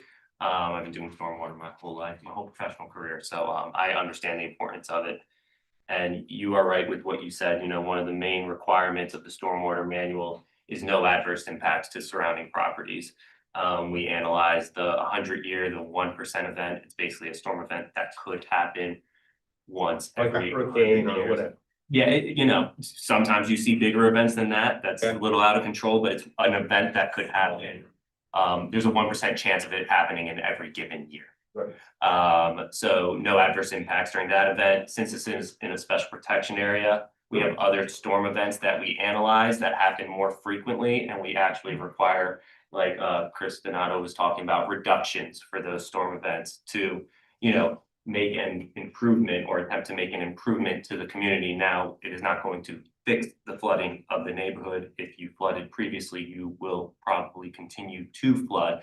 But, the manual is put in place to have every development that comes in to contribute toward making an improvement, and potentially over time, you have a measurable impact. So I can go through some other just quick notes I had, or if you have questions. Maybe Commissioner Members Jacob, I'd like to get as much information, because this is the biggest issue here. So There were several mentions of fill and build Yeah. here tonight, but I thought we did away with that. Yeah, 100% on my list. I want you to address that. Absolutely. Absolutely. So what the stormwater manual does to account for fill is we require fill mitigation. If you are going to fill a site, you need to account for that fill and provide additional storage to mitigate for the fill. So a project like this would model all of the low areas that they have on site. And if they fill in those low areas, they need to account for that in their stormwater model. So that is one-to-one essentially. Hey, we filled 1,000 cubic yards of areas that are gonna flood. We either have to provide 1,000 cubic yards or show that that area is being taken out. So yes, we do account for that in our stormwater model. That's what I thought. I just want you. Yes, thank you. Explain. I appreciate that. And Any other questions from the commission? I did drive over yesterday to take a look at the property. I actually grew up on James Island, so I'm very familiar with the area. In theory, for me, reviewing this and getting ready for this meeting, if there was a development behind my house and there was a solution that would mitigate that stormwater, it makes sense just logically, dig deep, the water goes down. To your point, it's gonna get towards Stephen if it's gonna come away from Riverland. I've actually looked at property, we live in Wagner Terrace instead, but I looked at a property over here. If the expert at the podium can convince us that they've got the interventions to prevent that flooding, in theory, that seems to me to be like the outcome that everybody is desiring, because reviewing everything before I was part of this body, this was rejected 7 times for very quantitative measurable things. So in theory, if those things have been remediated, that's all that we can do. Like we can like or dislike 3-story buildings. That's not really what we're enabled to do. But if there was a solution possible, that's what it seems like your job is, to convince us that that measure is being taken. If those measures haven't been taken, then I mean, we're kind of, we're forced to say, we agree with you and this shouldn't happen. That's my understanding. Correct me if I'm wrong. I think that, The other thing I would like to add to that, to do that, is it was made very clear at the beginning of this process, this is a concept plan. There's criteria for concept. They have met the city's criteria for concept. Now they go on to real technical review. They may or may not meet that. They may have to go through, as it was said at the beginning, they went through 6 tries before they even got the concept. There are examples where people get their concept plan and they never can meet these stringent guidelines for approval. So it doesn't mean they're getting a building permit tomorrow. Concept plan approval does not mean a building permit. It means they're allowed to go to the next level of review, which is much more stringent than even the concept. I just want everybody to make that clear. The other thing I would like to add to the public right now, so I don't forget, is everything you've said tonight is so important. You listen to all of it. You need to call your councilman. That's where the change starts. We live by the rules that are created by council. So if you want a community meeting, State law, call your, anyway. it's state law, you call your councilman. You get your councilman. I don't know who your councilman is. Get him in a meeting and talk to him. You got to. That's the way this changes. yeah, you're. Go I was just, any other questions for? Any other questions for this gentleman? Again, well, we really can't go back and forth. I apologize. Just want to know what he thinks that the standard for flooding is okay right now. So again, I thank you for the points you made. I think you did a good job. You know, at a concept level, we're looking at quantity control, and my job and the job of my team is to ensure that the requirements of the stormwater manual as adopted by council are being met. For this specific area, the requirements are to reduce rate and volume of water during certain storm events and prevent adverse impacts to the. Should be better than it is. For certain storm events, yeah. Okay. And no worse up to the 1%. Okay. Yeah. Any other questions from commission members on this gentleman? No. Okay, how about, thank you. How about this whole traffic thing? They'll have to, again, we're preliminary, but this is gonna have to process, it's gonna go through, again, reiterate where this is going. You want to go? So after, again, this is concept plan, it will come back to TRC for a more in-depth review. Which will include. The same departments, traffic and transportation, which review a traffic impact study. It will require parks, we will look at, street trees and sidewalks and street lights. ADA, which is accessibility for all the units, you know, how they access to the public right away. The fire marshal, which will review that they are able to access the entirety of the lot, all the homes that are available there. And I know that the Popple has been a little bit of a touchy subject, but the fire marshal requires 2 points of entry to every subdivision in every neighborhood and every street, because if something happens, God forbid, something happens on Maybank, they will have an exit or entrance to get to somebody who needs assistance from the other side or the other direction, you know, so fire marshal, engineering and stormwater, like Ron's team So would be this will be a looking at lengthy process that'll go on for Yes, sir. probably I wouldn't be able to Yeah. tell you how long. Well, I guess the question, months. the months. question you guys have, with all of these steps, will the public be notified and be able to participate? Because if your proposal is that we're gonna do the, well, not me, somebody's gonna do these things to mitigate flooding in your neighborhood, coming from your neighborhood, eventually landing at this development, because in my mind, if there is land there that is wetland, that's great, but if you put in retainment areas where the water's gonna flow down, if that's possible, that would be the solution that would mitigate the problem and make the storm flooding better than it is now. That's what I'm hearing from you. That's what the research that I did to prepare for the meeting suggests to me. And if I were living in Woodland Shores or Stiffen Drive, that's what I would ask for. And if I were one of those people, which is all of you, you can ask for that in a public meeting. Is that correct? So TRC is a public meeting, but there is no public hearing. And TRC reviews the technical aspect of the plans. So if the TRC meetings are held in Zoom, so you can attend the meeting, but the only, we ask that TRC addresses technical questions. So if you have a technical question, the question will be answered at the meeting. But we will not be listening to, you know, I don't like it or things like that. So it has to be a technical question. And we've had throughout the TRC process, there have been quite a few questions that come through and the questions are answered at the meeting. And for Joey's information, I've attended TRC with very technical questions, but you cannot go in there and say, I don't want it. You have No, to sure, go- yeah. Yeah, no. And I don't feel like anybody here did. I think that the questions that I heard were very technical Very in nature. technical. If I live on this street and there's flood water coming from filled in land and it's gonna land downstream of that, that's my house. That's the concerns that I heard. I think if they can submit, anybody can submit publicly, submit questions to that process. Sure. Even if it's via Zoom or email, I think that would satisfy a lot of the concerns. It will not be via email. It has to be at the meeting, at the time of the meeting. There will be, there's a, you know, like at the bottom on your bar, and then there's like a Q&A. So you can submit your technical question there and it will be answered by somebody at the meeting. And if it's not possible to be answered at the meeting, somebody from the team, you know, will respond to that person later. If it's not something that they can answer at that very moment, Sure. it will be answered later. Any other questions of staff or any other information you want to give us? I think. No? Mr. Zane, anything? He has to give a speech. And I'll give my Well, speech. I think Christopher took some of it. Take it. So, just so the public understands, this commission We have has, our city attorney. here, so- we have a number of things that we do here. And you all have been so kind to sit through this entire meeting. We've considered the minutes, we've considered ordinance amendments, we've rezoned previously zoned property. Now we're considering subdivisions and after we can vote on this, we'll consider zonings. Each of those kinds of issues that we consider are different.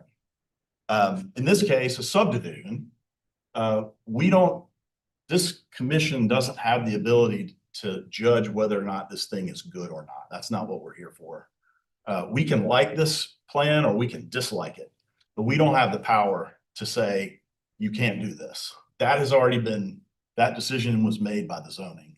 So as property owners, you all have a right to do what the zoning says you can do on your property. And nobody can take that away from you. And the same goes for these property owners. What this commission is being asked today is to say whether this plan meets the city standards at this concept level approval.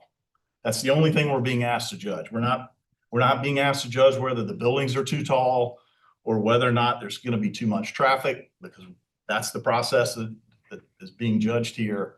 I don't like this. They all laugh at me because I give this speech every time we do a rezoning. I've argued this with the city attorney's office for at least 10 years now, because I don't like this process, but it's the state law. Ms. Jacobs said, talk to your council member. You ought to also talk to your state representative, because the city is bound to, all of us are bound to follow the state law. I believe my duty, first of all, to the city as a volunteer on this commission is to follow the law. I can't, in my own, moral, ethical code says I should follow the law. And what I'm asked to do here is judge whether or not that plan meets the city standard, not whether it's good, should be there, shouldn't be there, whether the trees should come down or not. That's not what we're being asked. And I don't like it. I don't like the fact that that's what we have to do, but that's what we're here to do. So I have not heard anything to this point that shows that this does not meet the city standard for concept plan approval. So I unfortunately have to make the motion to approve this. And just so everyone knows, normally things, most of our things go to city council for final approval. Subdivisions don't go to city council. If we. And that's the state law. If that's state law, if we rule a certain way, it may go to court, it goes to court after that. It doesn't come to city council, it goes to court. Anyway, just so you'll understand. So there's a motion by Mr. Lassane. I will second the motion, and I will say again, all the processes for technical review, every single ordinance they have to obey, and their tree ordinance, traffic ordinance, stormwater guidelines, has to be decided by city council. And once that's decided by city council through a public process that you can participate in, we have to review the ordinance and decide. Then it goes to technical review. And that's where you can have the power, get your councilmen to understand this. All right, so there's motion by Mr. And I Lassane, second it. second by Ms. Jacobs. Any other discussions? Okay, all in favor of the motion, signify by saying aye. Aye. Anyone in opposition, that's 5 in favor, none opposed. Again, I appreciate your patience. We hear you. I'm relying on Mr. Donato and the other young lady with him to meet with y'all, keep talking and communicate. That's the key issue. And to my word, I'm Thank you for your going to place business cards up here on this table. Please. And I would just like to say one thing, before everyone leaves. You know, first of all, I didn't authorize anyone in our neighborhood to represent me, and I don't think anyone else did. And also, reaching out to certain individuals is not the same as allowing the public comment and I hear you. feedback. I- So we would really appreciate So I'll- if the applicant would Well, let the public know. I'll talk to Mr. Donato. I said individual. Thank you. Thank you all. Thank you. Understand why we disagree. I don't understand. Ma'am, We have a meeting. gotta move on. We appreciate it. I gotta take them at the word. They're gonna, thank you. Okay, so we're gonna take 1 and 2 together on the zoning. Is that right, Mr. Morgan? Please take your discussions out. Zoning draft, number 1 and number 2, correct? We got 2788 Garden Creek Road, TMS 255 acres. I can't take any credit for something that there. CWPUD. We're leaving it by yourself. I'm sorry, but that's the proposal, CWPUD, it was PD in the county, and the second was the same, 2793 Barton Creek Road, 35508000066, 0.33 acres, the same thing. Mr. Morgan? Okay, just trying to make sure everything can be heard. Yeah, 2788 Garden Creek Road, recent annexation along the 2792 Garden Creek Road. I'll show you the images of both of those, and they both are coming in the city and would be zoned Canterbury Woods PUD or planned unit development. Here's the 2788 Garden Creek. Here is the image of it, and you can see how in the surrounding neighborhood in the light purple, the CW PUD designation is there. And then there's the house in question that would come in. And then on the next parcel, it's immediately adjacent, and it would also come in as the CW PUD as well. Okay, anyone like to be heard on these? If not, motion. I move for approval. Ms. Jacobs, approve, second by Ms. Sand, all in favor, signify by saying aye. Aye. Anyone opposed? 5 in favor, none opposed. Number 3 and 4. 3 is 1627 Walkthrough Drive, 3511200106. And number 4 is 2153 St. James Drive, PMS number 34301000147. And their request SR1, they were both R4 in the county, Mr. Morgan. Both of these are four from the county. Here, this is at the intersection of Poinsettia and Wapu, and we come in the city as SR1. And then the next one, there's a picture of that property. And then the next one is at 2153 St. James Drive in West Ashley. And it would come into the city as, actually, that's not in West Ashley, it's James Island on there. Just making a note, and that would come in the city as SR1 as well. Okay, great. And I'm assuming no one like to be heard on these. Motion. Ms. Jacobs, Ms. Lassane, all in favor, signify by saying aye. Aye. Anyone in opposition, 5 in favor, none opposed. Normally I'd want more zoning, but we don't tonight, don't want to know, ready to go. Thank you. Updates, Mr. Morgan. Continuing work on the zoning ordinance. Staff has gotten the bulk of the zoning ordinance down from the team, and they're reviewing them. They have all our comments on the first section of the zoning ordinance that were sent, and once those have been addressed, we will be bringing those to you all and other entities to take a look. Anything else, Mr. Lassane? Nope. Okay. Motion to adjourn? Motion to adjourn. Great, thank you. All right. Appreciate everyone's time and patience.